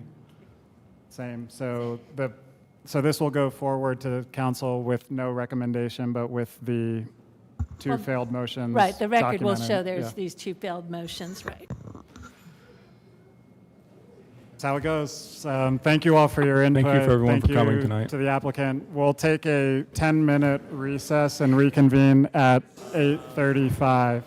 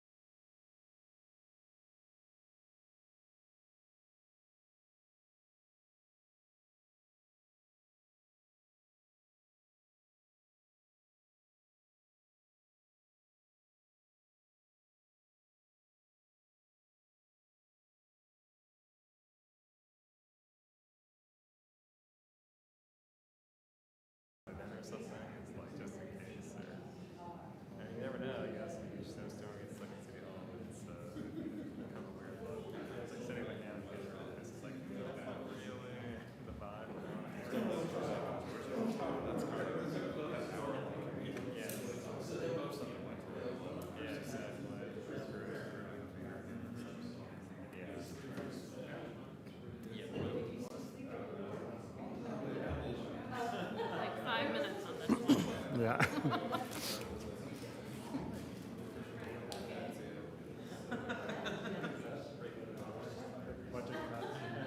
But you could.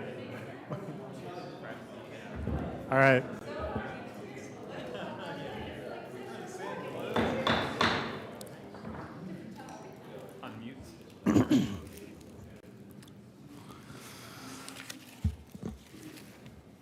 Welcome back to Planning and Zoning Commission meeting. Are we streaming?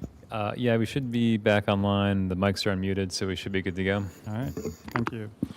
Next up on our agenda, we have a request to conditionally rezone the property located at 1116 Sweeten Creek Road from commercial industrial and residential multifamily high density RM16 to residential expansion conditional zone RESEXPCZ.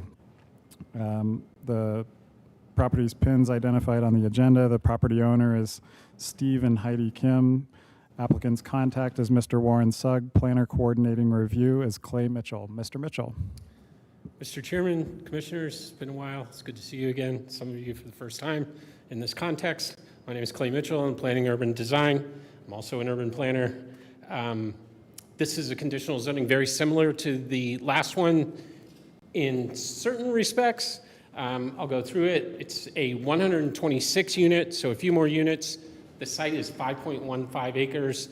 I think most significant is the fact that it is accessing off of Sweeten Creek Road here, which is a 5-lane road with a dedicated left turn in the center. Not to bury the lead, but our final recommendation is going to be approving the site. Here is the general context for this parcel. Like I said, it's about 800 or 900 feet to the east of the site you just reviewed, but also along Sweeten Creek Road. To the north is a cemetery and then a significant amount of commercial industrial development.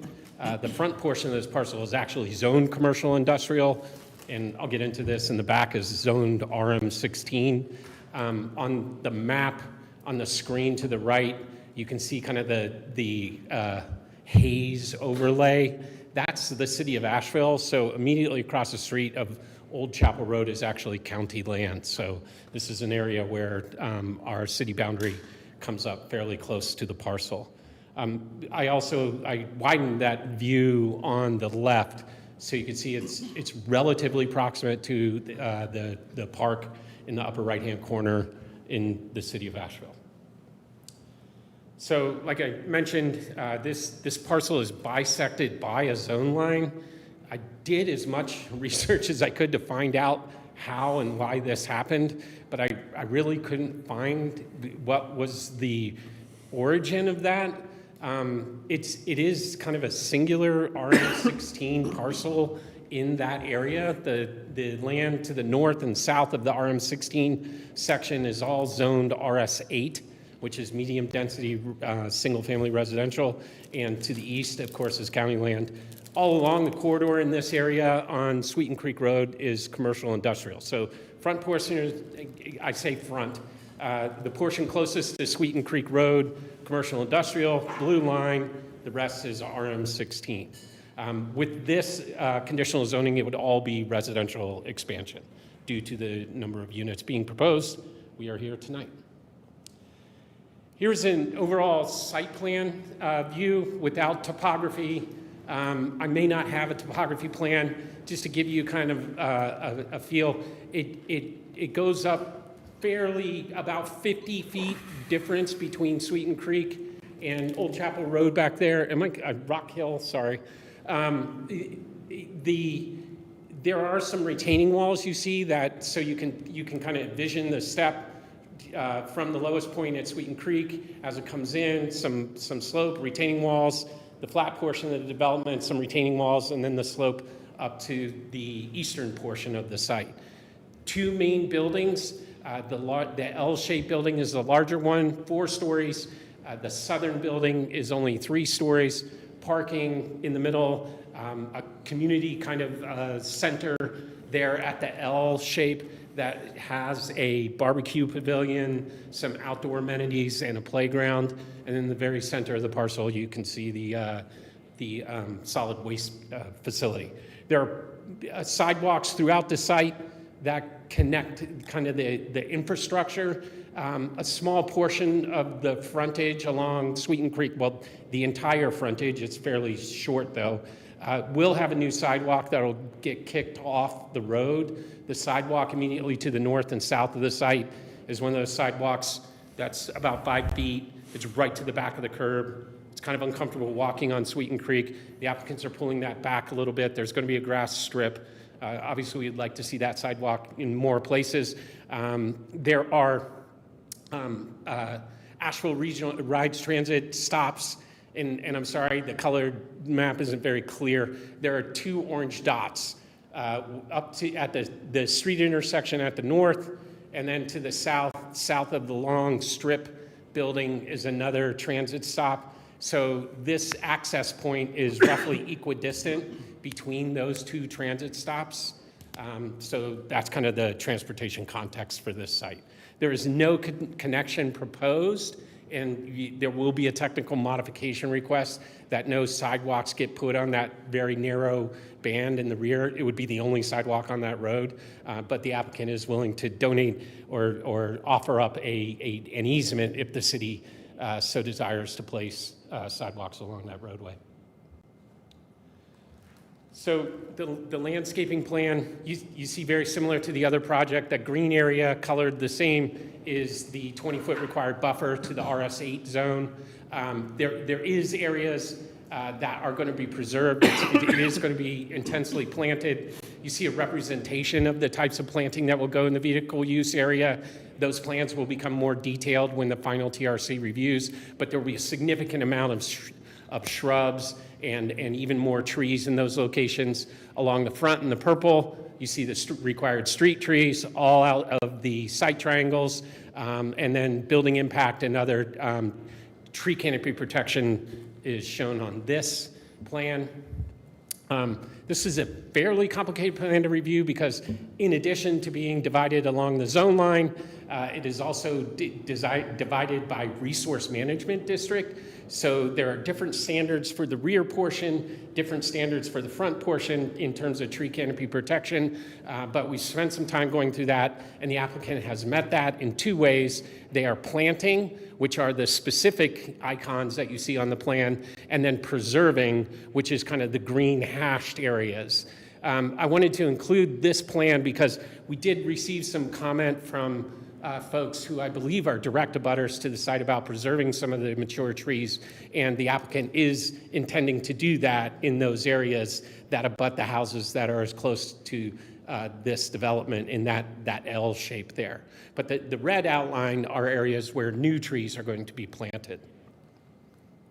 I forgot one. I'm sorry, I didn't put, there is one interesting amenity in this application that is not shown on these. There is a passive connection, the open space along here, and then a pathway that goes all the way around back here, connecting up to the community facilities. This is in addition to the sidewalks. This is going to be the pathway that engages the open space and connects directly actually with this sidewalk here. So residents will be able to walk all the way around the property through some of the open space, and we've accounted for that and reviewed it, and it is a valid use of both open space as well as the buffer. The elevation drawings, this is the larger L-shaped building that is to the north of the site. This is the 3-story smaller rectangular building on the south portion of the site. Very similar project conditions related to affordable housing, both in terms of the median area median income as well as the availability of housing choice vouchers. Same type of sidewalk. Instead of the 10-foot wide minimum sidewalk, there's going to be 5-foot wide minimum sidewalk along Sweeten Creek to allow us to get that 8-foot wide grass strip and to accommodate the internal infrastructure. The applicants are asking for a same modification from a 10-foot wide minimum sidewalk down to 5, and then no sidewalks along the Rock Hill Road where the easement will be granted.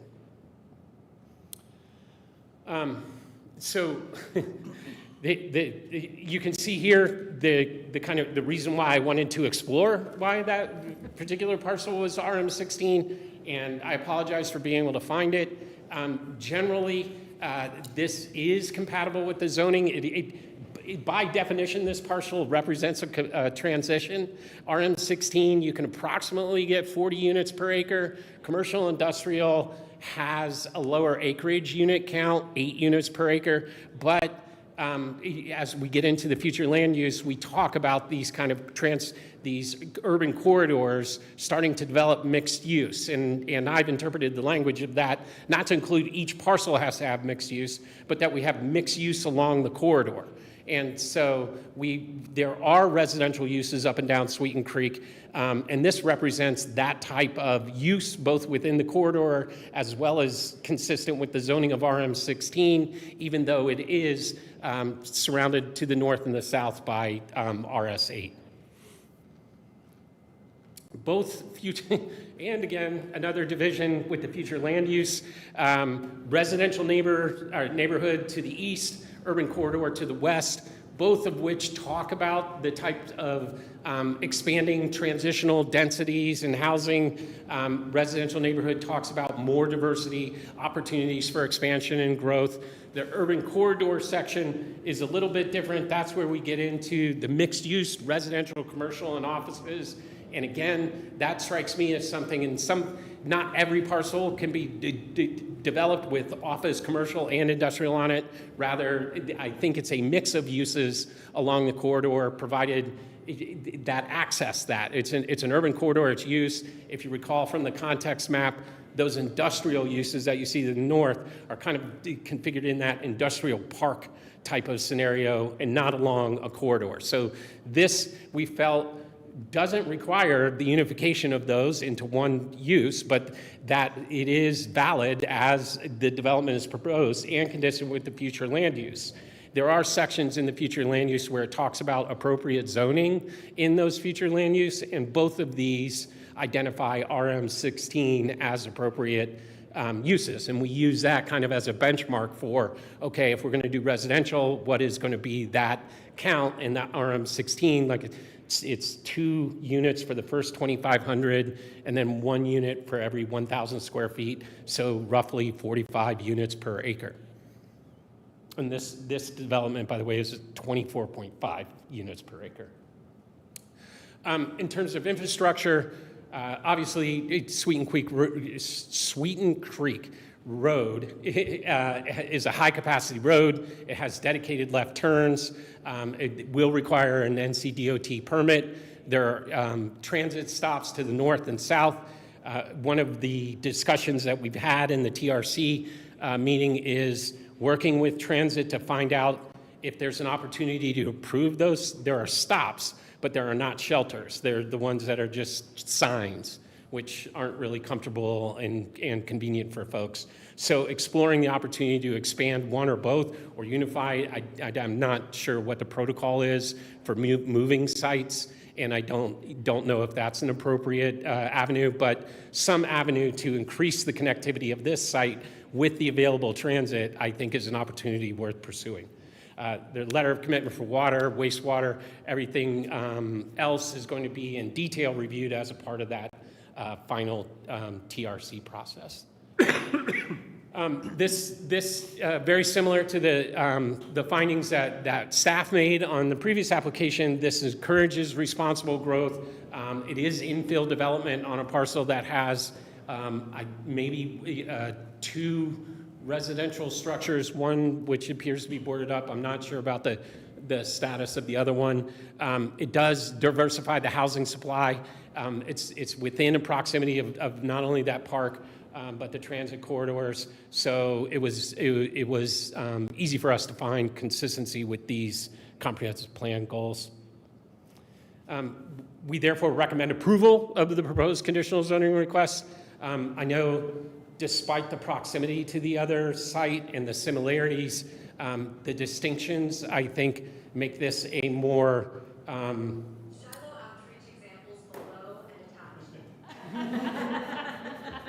despite the applicant's attempt to derail my presentation.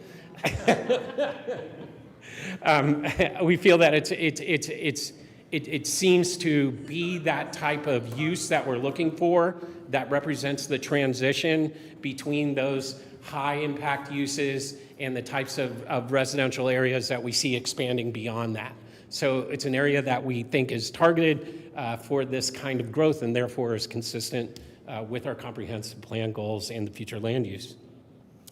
This would be on the same time frame, so depending on your vote tonight and judging from the last application, we will likely be on the May 12th City Council meeting and then final TRC at some point in the future.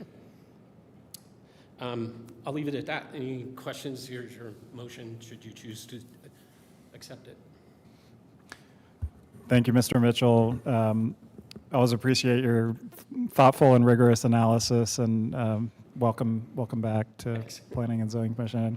Should have highlighted previously, thanks to Mr. Palmquist and the rest of staff, because we asked a lot of questions in preparation for this meeting, and staff was super responsive, provided really great analysis that kind of helped us anchor our discussion. So just wanted to, I forgot to acknowledge that earlier, and appreciate staff and appreciate your work on this one.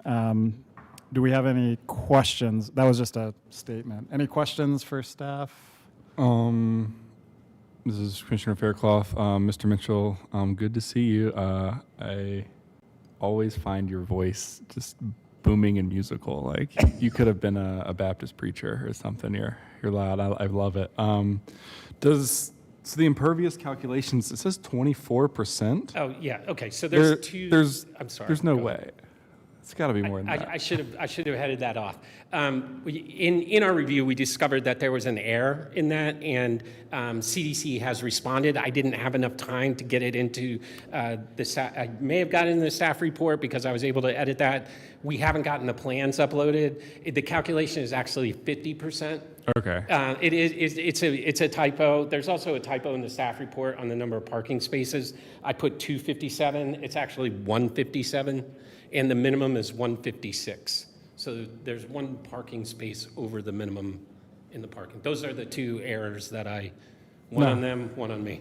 Okay, that's all fine. I read that and I'm looking at it and it just didn't add up to me. I know I had asked you some questions about the Sweeten Creek Road improvement, and you would give me a little information, but I have to admit I don't live in this world like you do. So can you give me a brief synopsis of like where that is at? I realize that a lot of this extends beyond this project. I'll admit that going forward, but I am curious about that.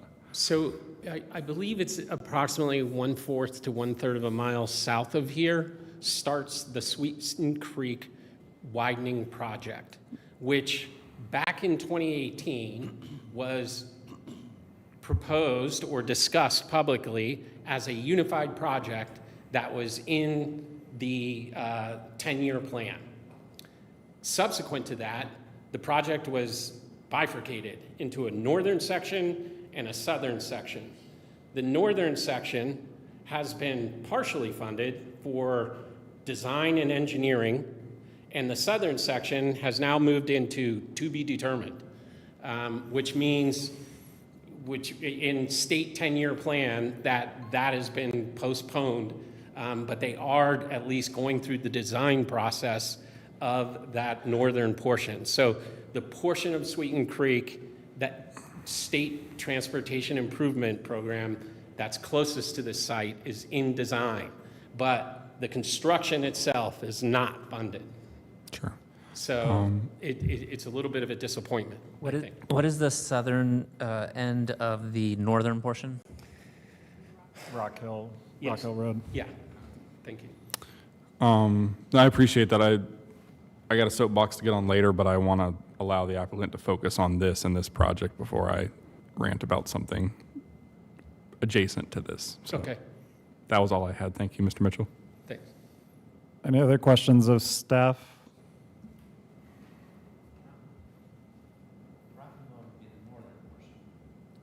From Rock Hill Road up to was all in the email. I sent one email out. The southern portion goes from Rock Hill Road basically down to Hendersonville Road. Yeah. The northern portion goes from Rock Hill Road up to, or the interstate. Like, the inter. If you give me a minute, I can get you the exact, okay. But importantly, design only. Correct. For the northern portion only. Yes. Okay. Clay, I just wanted to clarify, you said there's no change to the future land use maps, even though they're split, you're not proposing, they stay as is? Okay, Yeah. okay. We Just talked wanted to about check. that at length, actually. So is it Mills Gap Road is Yes, the boundary? that's the So road, the that's- northern section is from Rock Hill to Mills Gap, and then the southern section is from Mills Gap Gap down south to, Yeah. yeah. Because the project site's outside of either of those. It's basically, the northern section is the current 3-lane section. Yeah. And the southern section is the 2-lane section at Mills Yeah. Gap, I think. And that plan, by the way, shows 5 lanes and paths on the side, except for the bridges. So it's a pretty nice plan. But It's a pretty just a substantial plan, yeah. At this point, unfortunately, yeah. If no other questions of staff, should we invite the applicant to say a few words?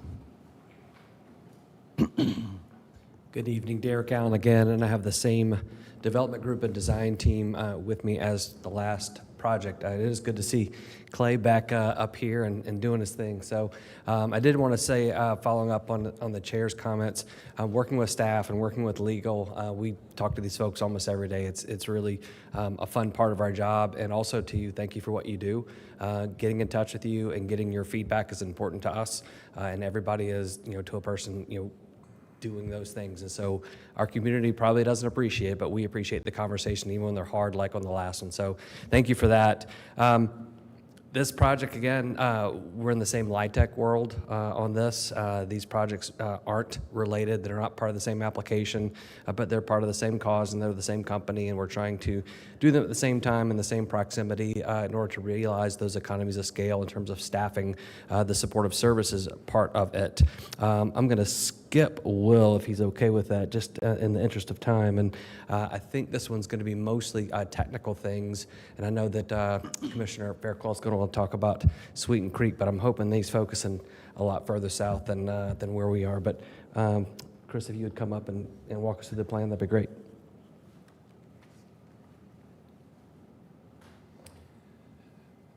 Chris Day, Civil Design Concepts. The great thing, many great things about Clay, but one of the great things is I don't have really anything left to say. He does such a great job of presenting the project from all sides, including the technical side. And he referenced many of the things that I was going to. We are actually implementing the sidewalk plan, where right now the sidewalk on Sweeten Creek Road is right against the edge. It is the back of curb. And so for our project frontage that we have, it's not a lot, but there's a little there. We are moving it back 8 feet and creating that pedestrian safe zone and an area for vegetation and utilities. And then the site climbs. The way the site wants to live, it ends up being about 25 feet. The buildings end up being about 25 feet when you climb up to get up to them. Oh, sure. Thank you. So from the entranceway here, you see the road kind of swoops around to elongate it and create more access to get up here. We do show pedestrian connectivity back down, but you can see here where the darker lines are, that's indicating steps. So you also see this SDA over here. What that's referring to is an area of safe dispersal. And so that for emergency vehicles or emergency services and for people to leave the building, it's creating a safe area away from any structures. Typically, you would do that by getting to the right-of-way, but with topography, very often in our local community, we find ourselves finding other areas. Here, played nicely to use that with the, some of the amenity space to be that area of safe dispersal.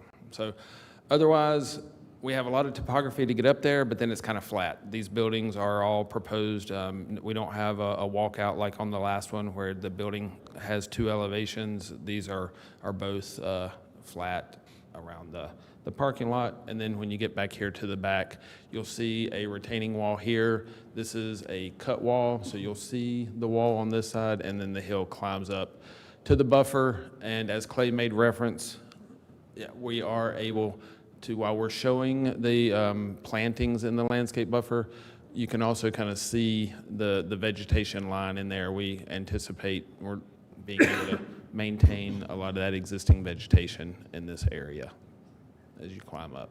So with that, I'm here for any questions.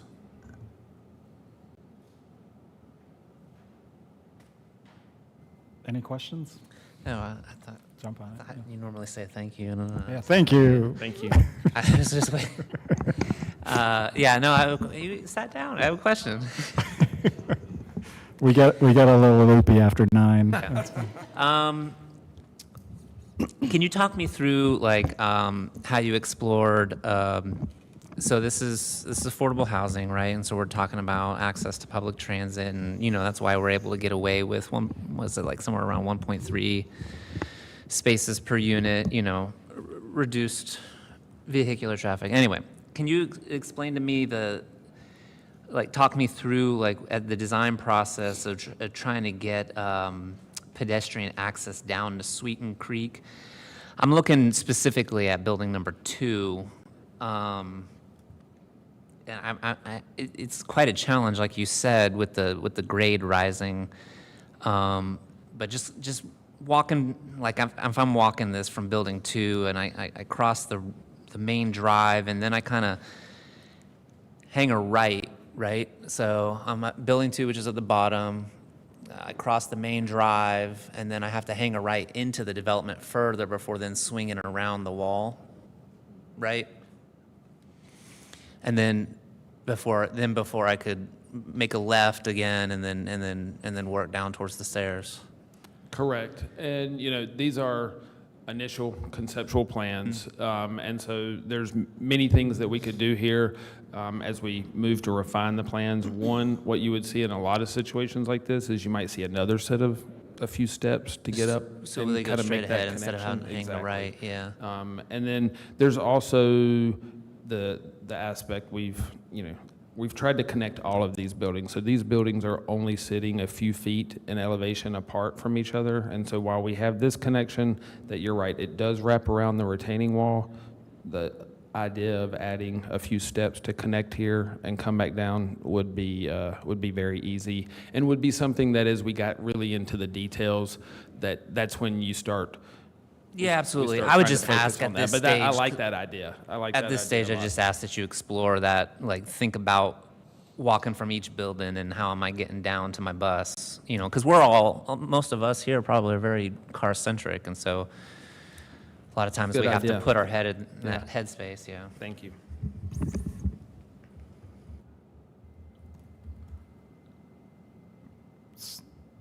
Similarly, I appreciate your thought on that, Commissioner Cycle.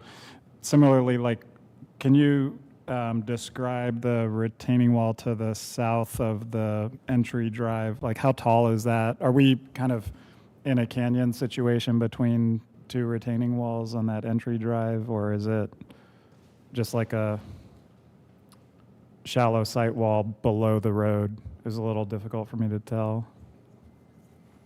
Is it below the road? Yeah, it's Okay. actually, it's a good question because we find ourselves in those canyon worlds sometimes. But as you come up through here, you're climbing quickly. And so here, this retaining wall is growing as you climb up. So the ground above here sits at a higher elevation. And so you're going from kind of 0 retaining wall, and that is a retaining wall that you would see as you drive up and you're driving beside. But this retaining wall is actually holding the road up, and the ground is lower beside it. So you would not have that canyon type effect here. You would actually be above, looking over on, whoops, but same thing, looking over here. But you would have a retaining wall that you drove up along the side of on this side.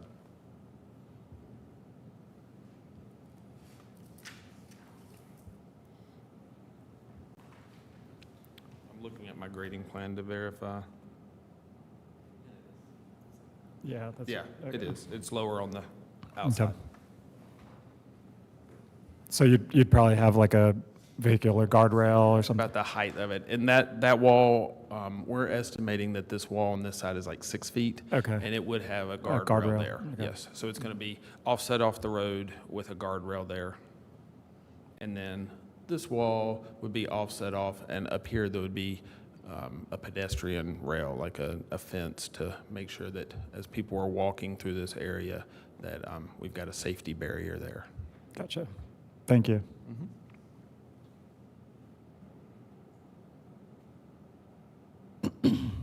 Thank you. Any questions before we open for public comment? We will open for public comment at 9:09. I think I'm signed up. My name is Eric Scheider. I live at 49.5 Forest Street. I do want to thank you all for having the meeting at night so we can come and harangue you with our comments. And honestly, I would hate to do the job of any of you, so thank you all for trying to bring these projects to our community. I just wanted to raise basically 2 points in this meeting. I think as a homeowner, I've been to those houses, they're residential homes. The parking lot is too big. But, you know, there's no way to say that within our ordinances, and I think this is a good project. I think this should be approved, and I think, like in the other project, it looks like the design was optimized to protect the homes and put structures and buffers to protect the homes, but it's still too big. And so I think as our density increases, it's necessary for our development standards to be able to create appropriate incentives for mixed use, and that's our community's goal. And so I think it is too big a parking lot, but by right, with the underlying zoning, they could probably build a much bigger one. So I appreciate them doing their best, and the council's consideration of parking impact on housing and the other project tonight. So it's just one concern, is just how do we in our ordinances provide appropriate relative density siting and scale of parking. My other one is in my public comment for this, the written comment, I requested that the committee evaluate the community net economic impact in the long term of this project as well as the other one. And as I said in the last meeting, I'm surprised that the staff report and the committee haven't discussed that. And when I brought it up last time, I think there's a kind of a knee-jerk reaction that the Affordable Housing Act does not allow one to discuss ownership structures or community impact, like because it's sort of that's adjacent to the Affordable Housing Act protections for commercial use, that it's not discussable, but that is actually a part of the city's comprehensive plan on page, well, it's the headline of Resilient Economy is that prepare the community to deal with changes in economic health, sustainable development, and reliance on local assets. So the evaluation against community standards does include evaluation of economic impact, and I haven't seen that in any of these, and I'm worried that the reason is because of that adjacency. And also just, I mean, the zoning standards for this proposal are that the property shall be leased to individuals over a certain period of time. That's a specific ownership structure that's placed within the actual zoning ordinance for this property. And so it's an explicit part of the conversation that needs to be had, and I think there has to be a way for city staff and legal team and the council ultimately to have that conversation without being shy about the fact that it could, mishandled and without appropriate legal treatment, could be mishandled to be discriminatory against a developer that's trying to build positive things in our community. But some developments aren't going to be good for our community. And so we have to have a way to have that conversation, maybe not in a contentious public hearing, but that needs to be worked out as how commission members can raise that question, is how does this impact our economy without threatening the legal validity of the decisions you make. So, thanks. Thank you. Would anybody else like to speak on this matter? Seeing none, we will close the public comment at 9:12. I appreciate the comment about economic impact, and I think one thing that we consider is the land use regulation, and there's different ways to do analysis on economic impact. So it is certainly something that needs to be discussed broadly and needs to be a part of, say, our 5x5 plan and other kind of community plans that assess and evaluate and try to attract positive economic impact into the community. There's various ways to analyze, including induced economic impact. So affordable housing saves people rent that then provides purchasing power out in the community. There's long-term jobs that are associated with affordable housing. And these are all things that have been studied by people smarter than me that are tasked with evaluating positive economic impact. So while I appreciate the comment, for this body, our focus is really on land use regulation and comprehensive plan adherence. And while the comprehensive plan does address our economy, it would be my position that, it provides a dangerous game for us to not truly do definitive economic analysis on every single development, because we could be cherry picking how we want to describe economic impact. So that's just kind of my opinion. It's not really, it's not necessarily, we don't need to respond or go deeper down, but I really appreciate the thought, because it is something I think about as our community grows and as we think about what our community needs to continue to prosper long into the future. So I appreciate you at least initiating the discussion, and would look forward offline and outside of this meeting to figure out how we can bring that more into our city's planning. Can I push back a little bit on that? Sure, yeah. I actually really like the idea of including economic impact information if it's available in the staff report. I think sort of similar to the way that land use and transportation planning are like two sides of the same coin. I think economic development and land use planning are also two sides of the same coin. We need a variety of land uses in order to create jobs, in order to have tax revenue and other considerations. And so, I don't know to what extent it's asked for or required in the permit applications, but if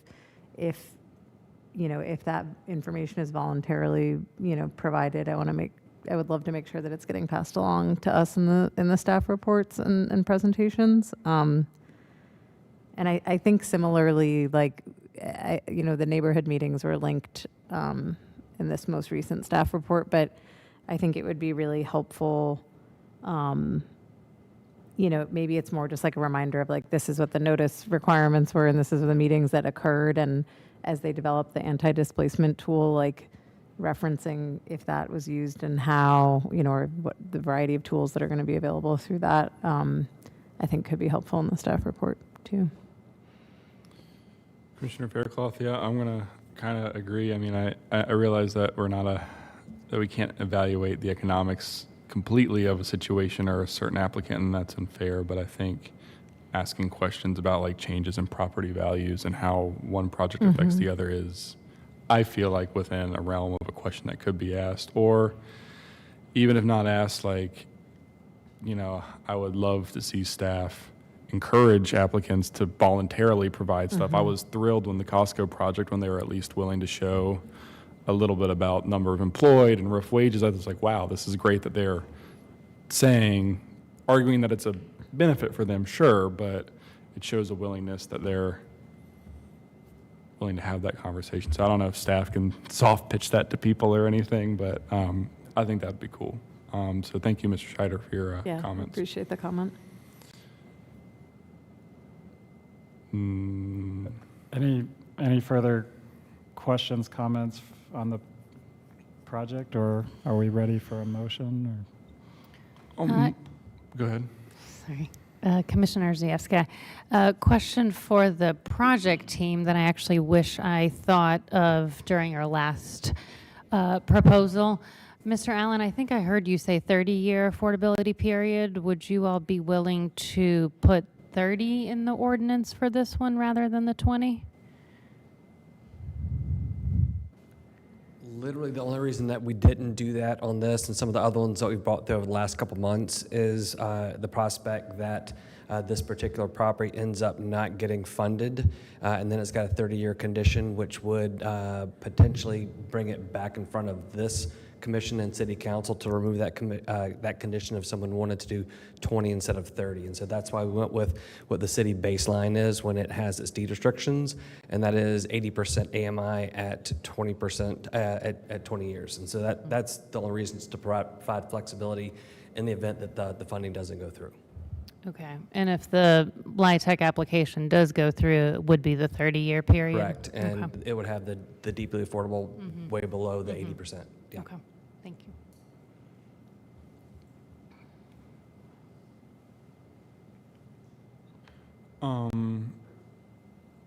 Thanks to the project team for this. I'm excited about this one. It has really great access to a larger road that can handle that amount of traffic easily. In general, I'm in favor of this. I do want to say, I feel like there was perhaps a little bit of a missed opportunity where, like on the other project, we saw a mix of the townhome style with the multifamily style. I thought that was at least I felt like that was a way to blend it into a neighborhood. I know my fellow commissioners disagree, but I think there was potential of that opportunity here as well with the residentials, the single family residential in the south. But you know, I'm moved to approve this. My last comment I'll make, and then I'll shut up about it, is you know, when I saw a project on Sweeten Creek coming up, you know, my hairs went up because I am upset about how the development of the road, the 3-lane and the 2-lane section of this road further south is still not on the docket to be improved. I know I've complained about it before, but you know, I have a microphone, and hopefully our city council people and mayor are listening, and I know it's not up to them to make that decision, but you know, they do have that capability to put pressure on the bodies and the people in Raleigh that do make those decisions. So you know, I'm going to keep talking about it, because the difference to me is, while yes, there is new development going on, like along Caribou Road, and that's going to exacerbate that problem. On Sweeten Creek, those projects are already in the ground, and people are already living there. It's already said and done years ago. So I feel like it's way later than even in these new upcoming ones. So I'll get off my soapbox and stop complaining about it, but I had to say it.